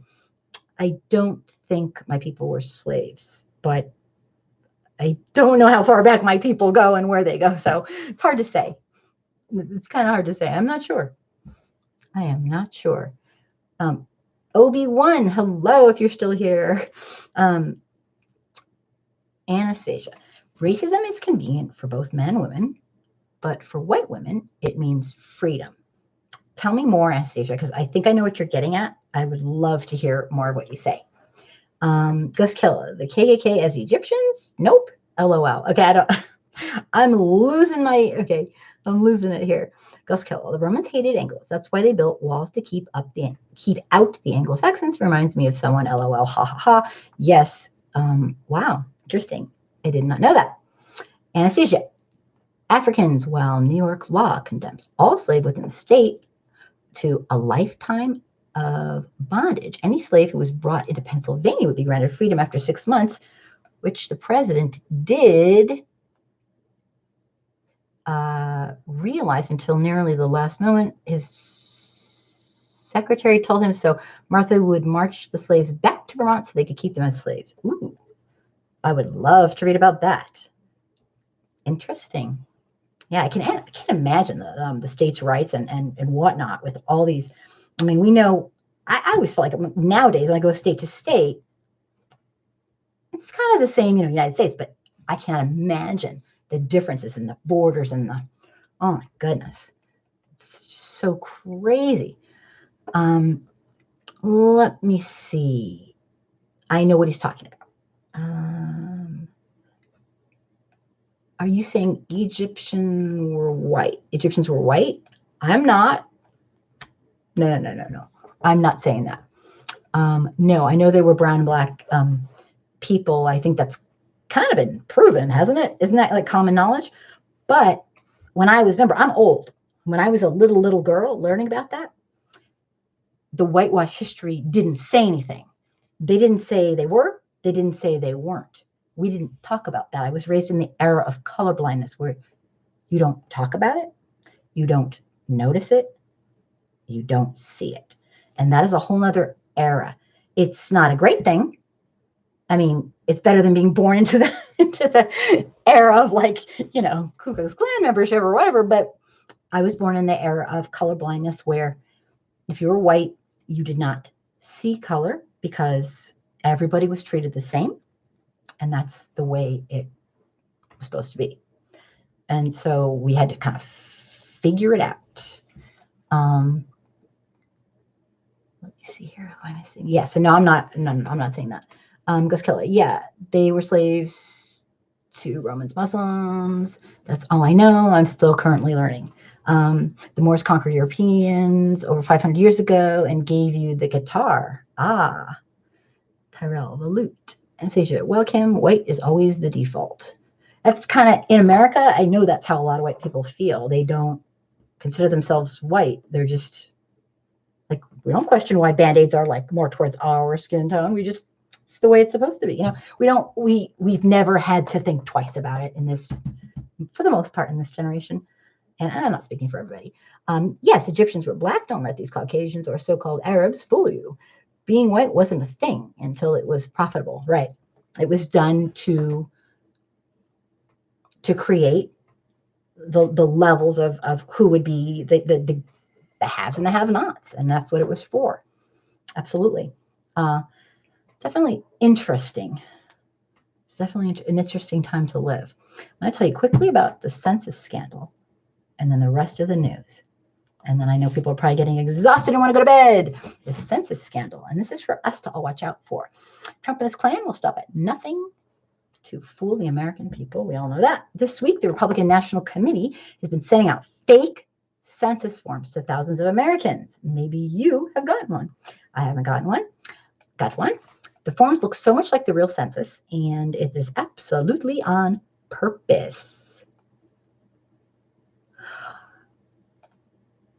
Anastasia and Kim, that's the issue. Now white people are being required to think about whiteness, and they hate it. Abso-stinkin-lutely. Before, we could go about our life never having to think twice about it. And it was a lovely, beautiful, blind little thing going on. And now, especially when people protest at football games, things like that, then it makes us mad because we have to think about it and we don't want to think about it. We want to just go about our merry way feeling superior. For the most part, it's kind of true. Good point. And so what really pisses us off when people like Colin Kaepernick make a big deal of stuff like that, because we don't want to think about it. We just want to watch Black people listen to their music. We want to do what they do, dance like they dance. But we don't want to help with real equity.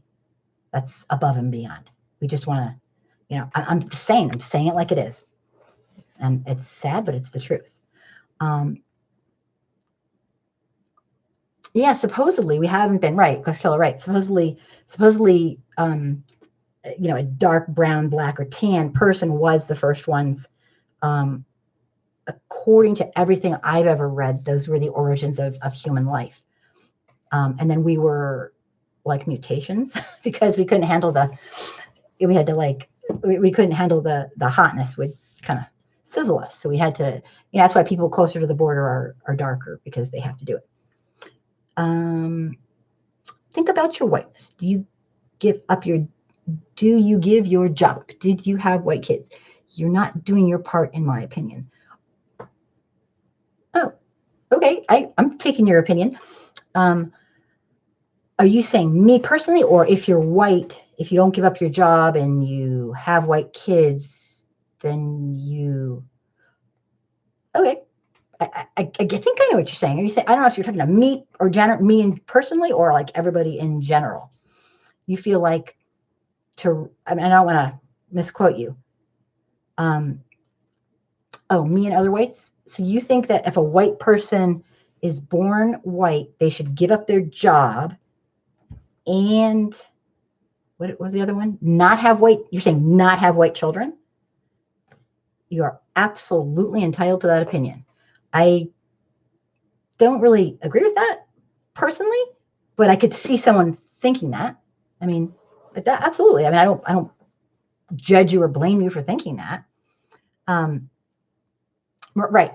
Anastasia. Lucy was found in Ethiopia and the first modern human was found in Morocco. Yeah. Thanks. Tyrell. Yeah, it's an interesting way to think about it. I kind of see what you're saying, actually. I actually do. I can't say that like I would want to do that personally or think other people should do that, but I get what you're saying. You should just go like the opposite way. But then on the other hand, people who do that get tons of criticism, for taking it. It's you can't win, because it's not whiteness, and the things I'm talking about aren't an individual thing. It's a system, which of course is made of individuals. But one of us doing something doesn't really do much. But yeah, no, I see what you're saying. So you're saying talking about it isn't good enough. We should take action, and I kind of see, I can see that. And if you get to know me, you'll learn a little bit more about me and stuff like that. I don't just talk, although I do talk a lot, but I do other things.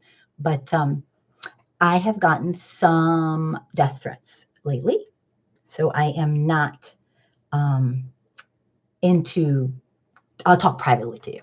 I'm not into talking about my personal life anymore because I've gotten some pretty real. Last week I had to. Was that last week?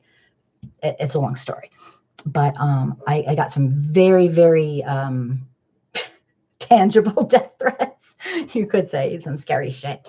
So I don't talk about my life that much on here anymore. But in private, I will tell you everything. Systemic racism, you are part of the system. Yes. And because I am aware I'm part of the system, I do whatever I can do to try to make a difference within my realm of humanness. Yeah, and that's what I do. Please talk. It's important to have an open dialogue. We are all part of the system. So what is he saying? I think it's really important to have an open dialogue just because I like to meet white folks where they're at. And this show is for everybody to express themselves, but it's also as a learning tool for white folks who don't get it and don't kind of know what to do, to listen to real live people saying how it is. And it doesn't hurt for them to listen to a real live white person saying the word racist, saying the word black, and living through it. Because the fear of, I could say something wrong. I say something wrong all the time. And I have to tuck my tail between, okay, I don't have a tail. I have to say, you know what? I screwed up. And I have to apologize, and I have to learn from it. And I want to be an example to people because I get, once upon a time when I was actually not kicked off of Facebook for real, I would get a lot of people writing to me, like at least every other day, saying, and this was, a few years back, they've never heard a white person talk like me. And white people need to start talking like me and being real and being honest and not playing this guilt game. What's to be guilty about? We didn't do it. We didn't make it, so. Oh, you got to go, Gus Keller. Thank you for being here. Thank you. Appreciate you very much. But my big thing is to meet people where they're at. Sometimes it's just, they're really at a low level. They don't even want to talk about it. They're afraid to talk about it. So unfortunately, it's kind of a tough thing. So I start here and I do other things and I get people to talk about it and see somebody talking about it and not like losing their mind. Although I am kind of losing my mind, but it's not because I'm talking about it. It's a whole bunch of other things. I hope that, I like that you're asking the real questions. I'm absolutely open to answering. Let me see if I skipped anybody. So whiteness is not a color, it's a mindset. Yeah, I wish Dr. Cindy were here. She explains this very well. But yeah, this is a tough. Thanks for being here, Moppy. Thank you. The system needs education. Talking about this stuff is important. Thanks, Nails and Glitter. See, the way I look at it is this. There are two things that get people more open-minded. One is traveling the world, which is kind of expensive, and the other is education.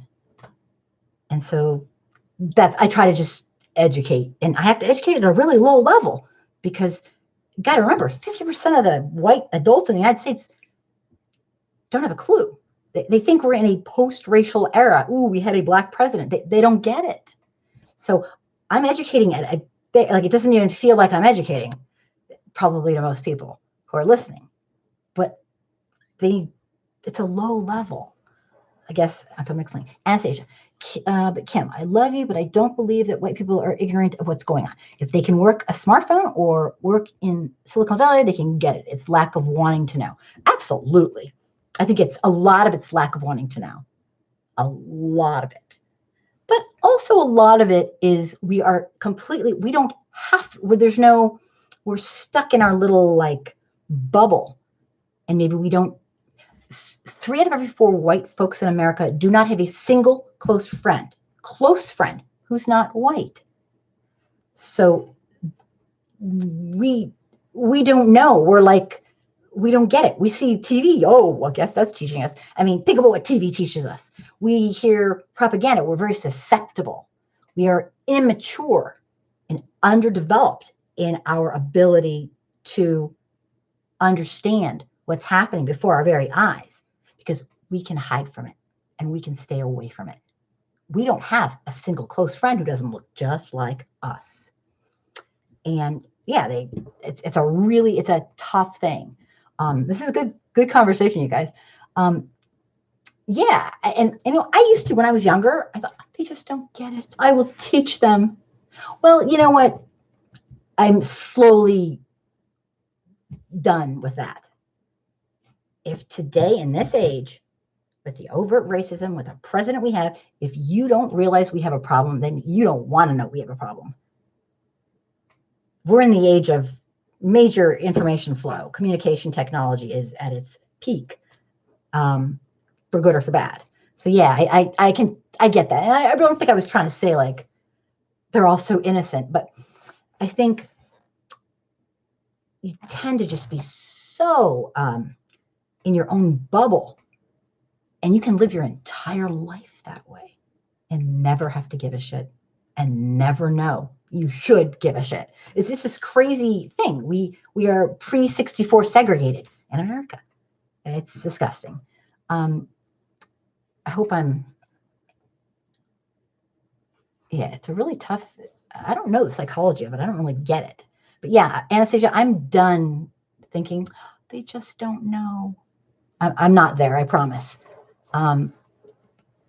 It's just a continuum. Some people just are blind to it, maybe the very most extreme, and then everyone else at some level kind of sees it. But you get normalized. I got normalized when I was little. I was looking at all the people. Why aren't they saying something? What's wrong with these people? And I was really little. I was 6 years old when I noticed. I'm like, why aren't they helping the people that need help? This is sick. What's going on? Why aren't the people? They're pretending it's not there. I was raised in the era of color blindness. So I'm the 6-year-old kid watching. I know there's no excuse. It's just we get acclimated to it because no one's doing anything. So we're like, okay, I thought I was crazy. I might be crazy still, but I don't know it's because of that. But yeah, I thought I was crazy because nobody noticed, and I did, and nobody talked to me about it until I was 18. So that's a lot of crazy to live with. Anastasia, sadly, I agree. Yeah, in this day and age, there's no way in America. No way. I'd like to respectfully disagree. I think they're emotionally underdeveloped. Yeah, I mean, that's one way to put it. I think there's like a multitude of reasons, a lot of reasons why. I mean, a lot of people are so just out of it. They just don't, they're so in their own life that they just don't. There's a million reasons. None of it's an excuse. It's our responsibility to move along the continuum as best we can. What people don't have to know, they need to know. Right. I mean, we are so like not getting it. It's like the Dunning-Kruger. You don't even know you are. Okay, I'm just going to say it. You're so dumb, you don't know how dumb you are to know you're dumb. It's like, it's hard to explain. You know so little, you don't even know you know so little. And that's part of the whole psychology of it. is you don't realize how much you don't know, because that's how much you don't know. I'm not explaining it right, but absolutely. It's 2020. We are still talking about blackface and demonizing black men for being sexual deviants, or suspending a kid for wearing their hair that grows out of their head. Yeah, they know. It's just, yeah, it's just they, let me just, it's, okay, where'd that go? They, let me find you again, can't stand defiance. They can't stand not being in charge or not being the standard. Yeah, that whole thing, there's, on some level, they absolutely have to know that it's some sort of power grab or something. I don't get it. But I just think there's a lot of reasons why people act like white supremacists. And I can't like say it's all one reason personally, but I don't know. What you're saying makes sense. Gary says, not emotionally, they lack empathy. Yeah, that's true. Yeah, I tried all of the above. It's a lot. Empathy is a psychological development. Yeah, I mean, I just don't know. I'm skipping people left and right. Sorry. But yeah, no, I absolutely agree. Nails and glitter, they're victims too. They just have better prison cells. You know what? Nails and glitter, that is an incredibly deep thing to say. Incredibly deep thing to say. We just don't get it. We just don't get it. And that's the part that drives me crazy. Unless you're a bazillionaire and living the high life, we are doing our own self in by being racist. It is not advantageous for the average white person to be racist. It is going against our best interest, but we are too ignorant to know it. And we are doing ourselves in too. Good point. Thank you. I love this conversation. Anastasia, thank you for, I'm glad I could find the part where you finished. That makes sense. Yeah, some great points being made.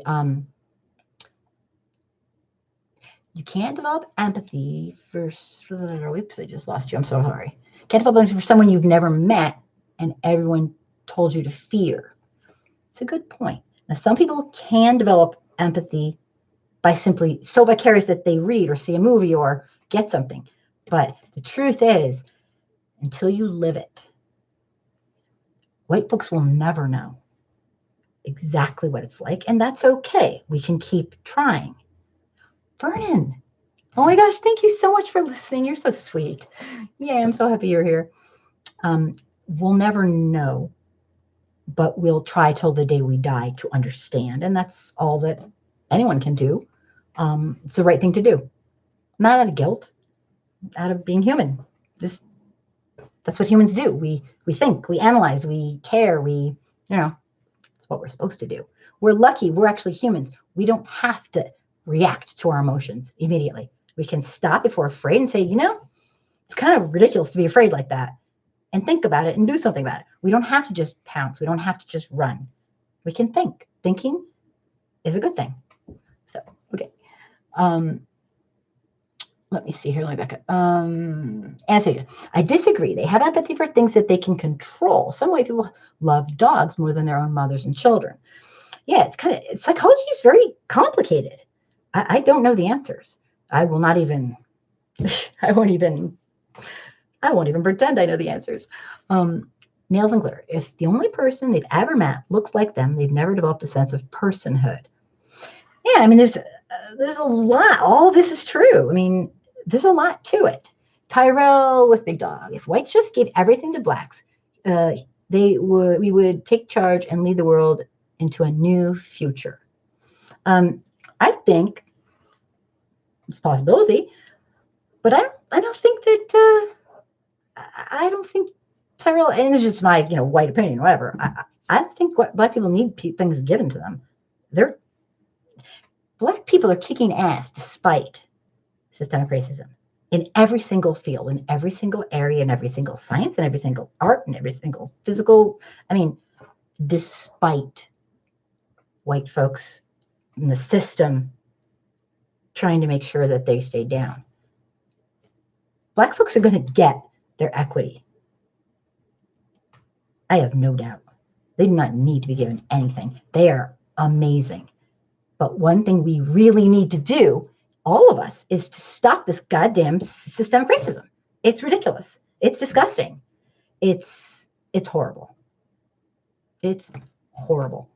And every last one of us white folks need to just chip in and give a shit. And we could help expedite this whole thing, you know? And that's just kind of my thing. But I understand what you're saying. Nails and glitter and white fragility is practiced constantly as an example for children. Right. Absolutely. And it's a system of, it's a cyclical familiar system. We teach our children, like what I tell folks in one of my videos, the best childhood you could give your child is to teach them anti-racism if you're a white person. Do not raise a child that does not understand systemic racism. You are doing your child a disservice, because this world, you need to raise a child of the world, not a child of your little teeny house that can't deal with the world. It's a disservice, and it's very abusive on some levels to raise a racist child.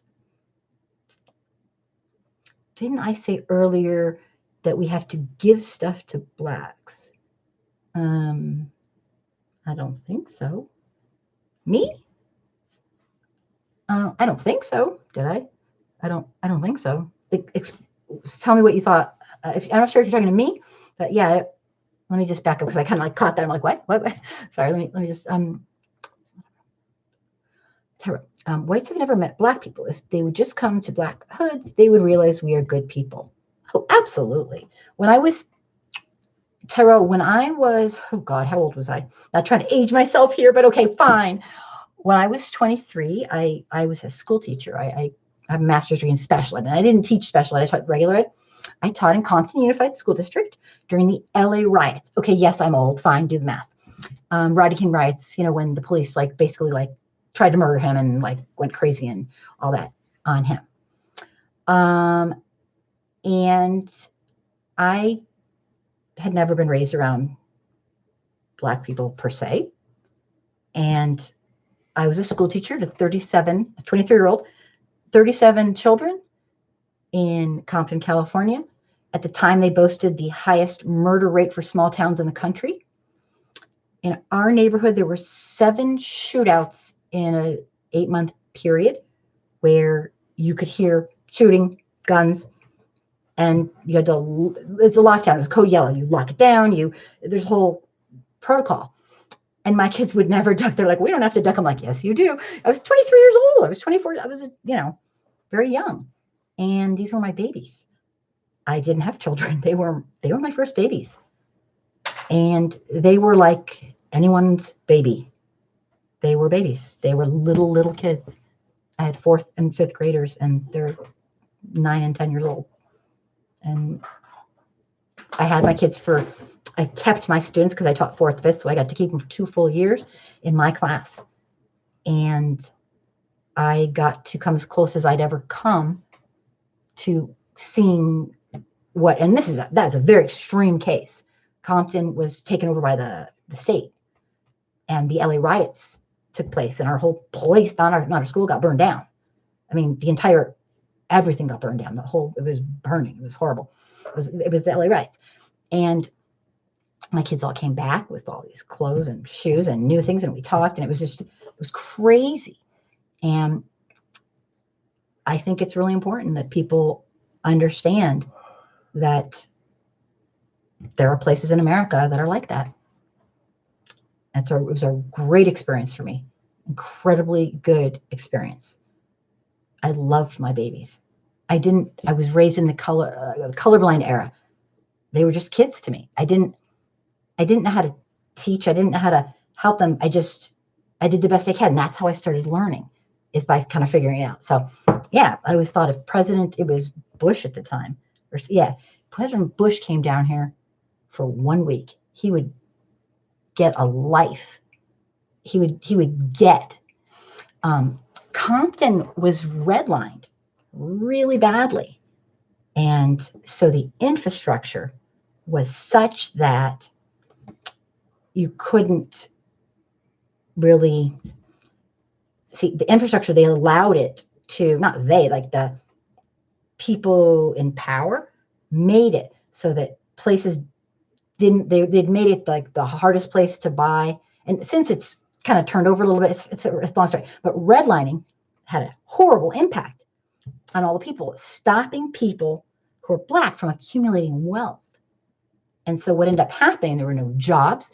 There wasn't even a grocery store, a big grocery store. The corner store is expensive. You can't buy groceries at the corner store and save money. There was no grocery stores. There was no gas station. I mean, it was crazy.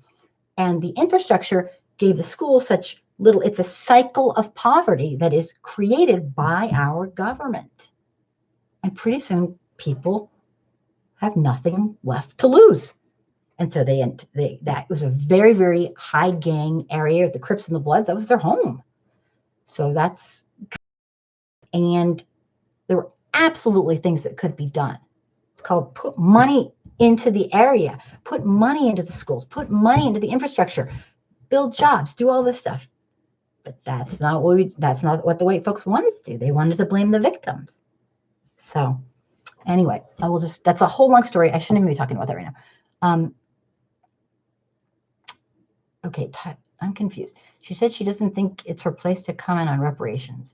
Yeah, it's not my place to comment on reparations because it's like a person in the like group of the oppressor doesn't get to like be the leader to say like, well, I know best what we should do. That's just not right. It's not my place. So I don't give my opinion on reparations. It's not, how do I explain it? I don't know. I'm explaining it right. It's just not, it's not my place. My opinion doesn't matter on reparations. I don't know better than the people living it. I don't know better how to solve the problems of systemic racism than the people living it. White people should not have a voice when people of color talk. Yes. I wouldn't say they should not have a voice, but they should listen and learn. Like they shouldn't be the leader. Absolutely. But they shouldn't not have a voice because they kind of be like into it. Like they have to like be able to think. And if they have a voice, they just go sit on the side and shut up. You want them engaged, but not like leading it. You want them hearing, listening, learning, and all that. And the reason I do this show is because I'm using my white privilege to try to empower people.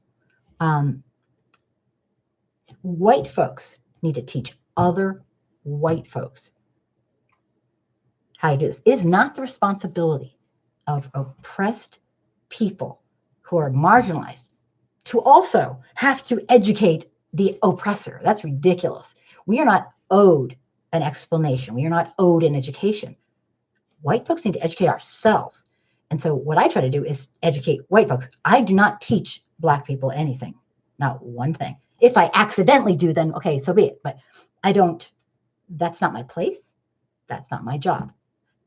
What I do is ultimately for white folks to learn. And that sounds really selfish, but see, I feel responsible for teaching them. I want them to learn. It is not your responsibility as a Black, brown, indigenous, Hebrew, Israelite, African American to be oppressed by us during the day and then come teach us at night how to be human. White folks need to take the responsibility. That's just my opinion. But okay, I will shut up now and keep. You are enslavers and conquerors. White folks have been, that's true. Okay, agreed, but we need white people talking and learning. We need white people to meet our agenda. And that is all. See, the only problem is there isn't just one agenda.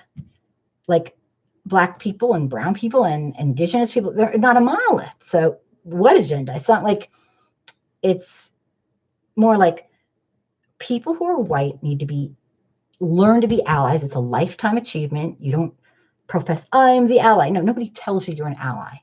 It's through your behavior over time. You don't tell yourself you're an ally.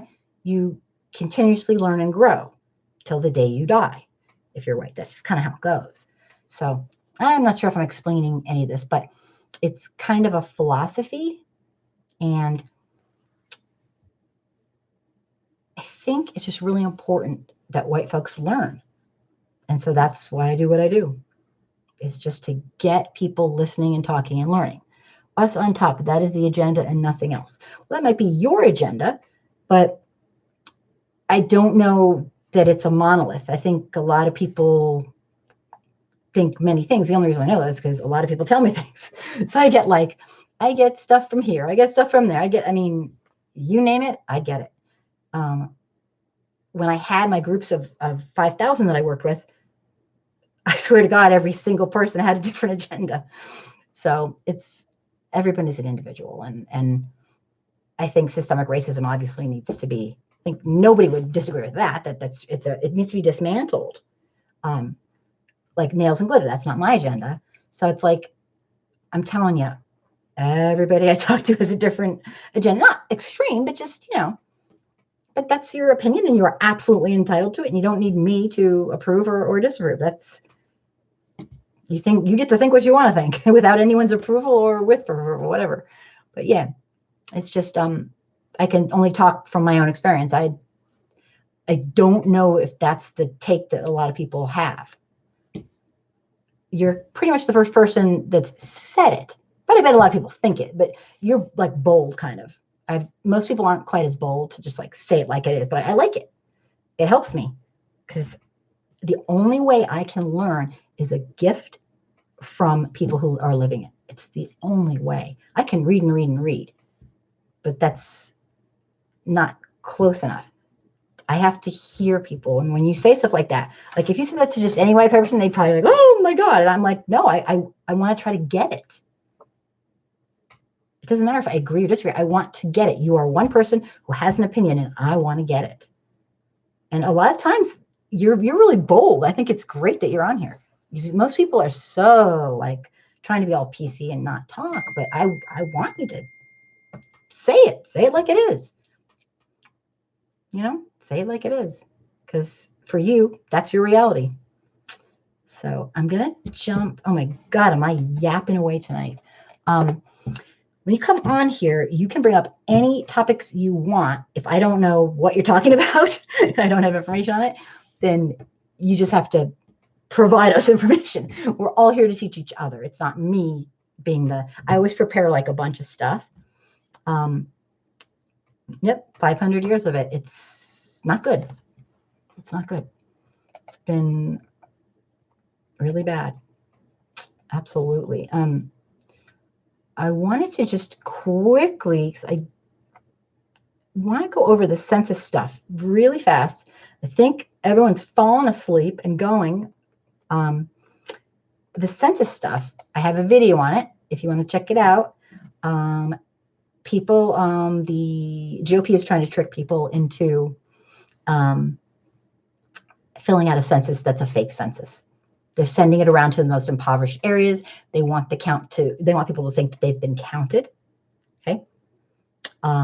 They want you to not only think you've been counted, but when you get the real one, don't fill it out and you will not be counted and the money will be cut off. And people who need this money for healthcare and for food, it'll just not be enough. And it's a sick, fucked up thing. But that is what the GOP is doing. This is not something I think. This is something I know. Okay? It's all over Pennsylvania right now in the newspapers. I've seen it in 4 different papers, and people are getting fake census surveys. And it looks real because it is not against the law to use the word census. It's not against the law to use the word census. It's not a copyrighted word or it's not owned by anybody. So watch out for fake census surveys. Yes, Vernon, it should be absolutely criminal. And they work around it. Oh, I'm so happy you're still here. They work around it.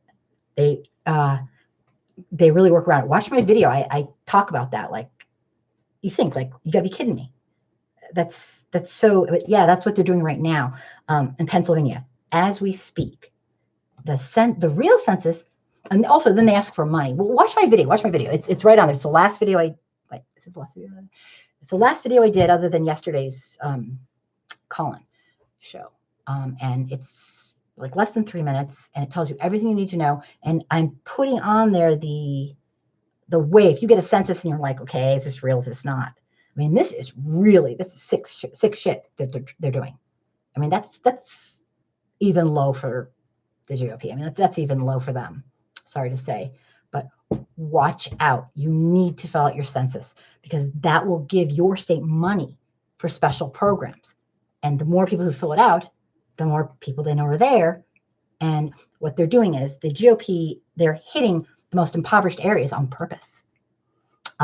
Gary, more cheating by the conservatives. Why am I not surprised? Yeah, no, it's sick. It's really sick.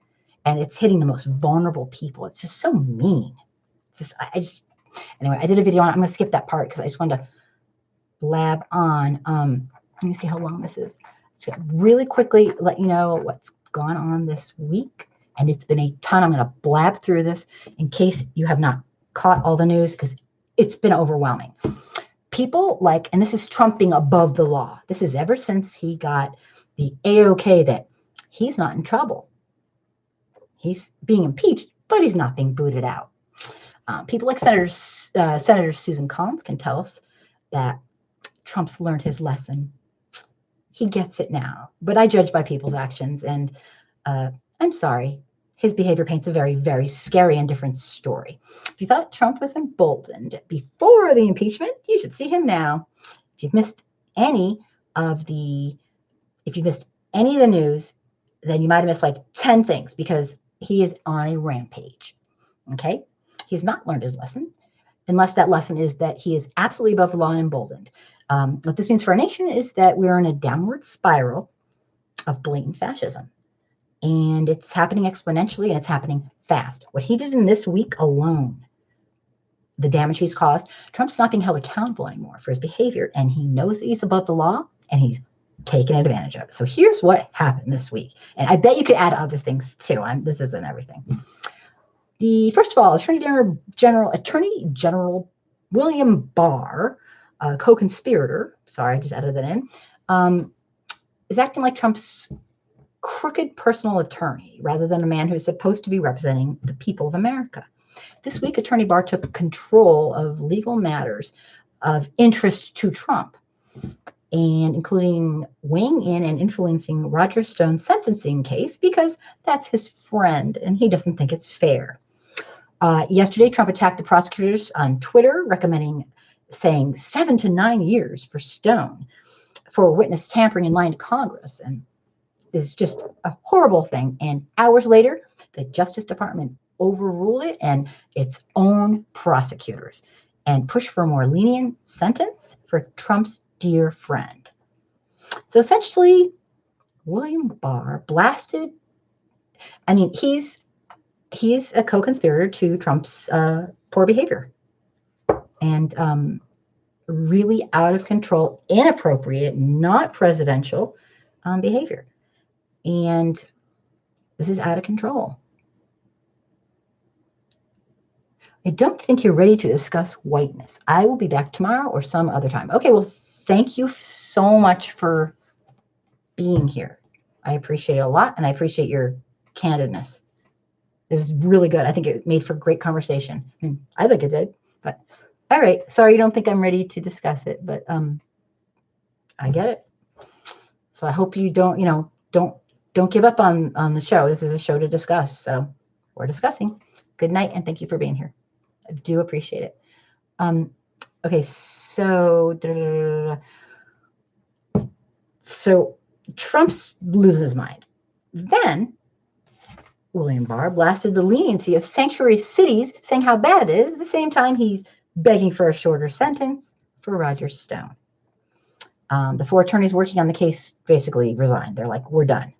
Attorney General Barr has agreed to give testimony. This is really weird. He's agreed to give testimony before the Judicial Committee and the House next month amid growing questions over the administration's alleged interference in a criminal case with a close out, Roger Stone. So I'm just trying to buzz through this because it's bedtime. for everybody, I'm sure. GOP senators say Trump shouldn't weigh in on pending sentences, but they clearly aren't doing anything about it. And they will not see him in the Senate to talk to him. So, I mean, they're in on it, basically. Senator Elizabeth Warren of Massachusetts on Wednesday called Attorney General Barr to resign. I don't know if you guys heard that, in the light of what he did. Going on and helping for a shorter sentence for Trump's buddy. It's kind of getting out of control. Soon after Trump decided to withdraw Jessie Liu's Treasury nomination. And she was used to be these prosecutors' boss, and she was going to get a special nomination to be treasurer, and they took it away. Pat, thank you so much for being here. Good night. Thanks for being here. Really appreciate you. And so I think a lot of people might know this already. CNN confirmed that this was the case, that Trump dumped her because of her association with them. Initially, it wasn't clear, but CNN says they confirm it is perfectly clear. This week, Lieutenant Vindman and his brother were marched out of the White House, as was the ambassador of the European Union. They were dismissed for testifying truthfully. Nothing like a little truth to get your ass kicked out. Trump wants witnesses punished by the Pentagon, which I certainly doubt they're going to do anything. It's obvious that, retaliation is against the law, but you see, Trump and his clan know how to circumvent, and that's what they do. There's no one to keep Trump accountable anymore. It's certainly not going to be William Barr. He's absolutely aiding in this sick process. Now Barr's Justice Department is receiving Giuliani's information about Ukraine against the Bidens, and they want to act on it now. The FBI has notified the Attorney General's office that there is a restriction on them covering any political candidates.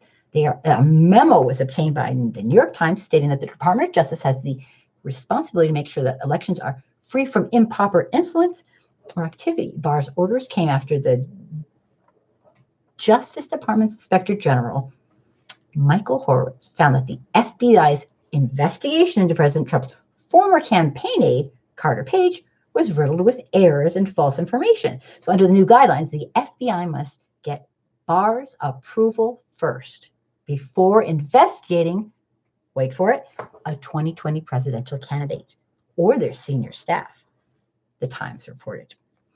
So now we're making rules to protect our illegal behavior, just to spell that out. I think I got that right. Barr has also overseen the federal prosecutor of that Lev Parnas and Igor Fruman. I don't know if I'm saying their names right.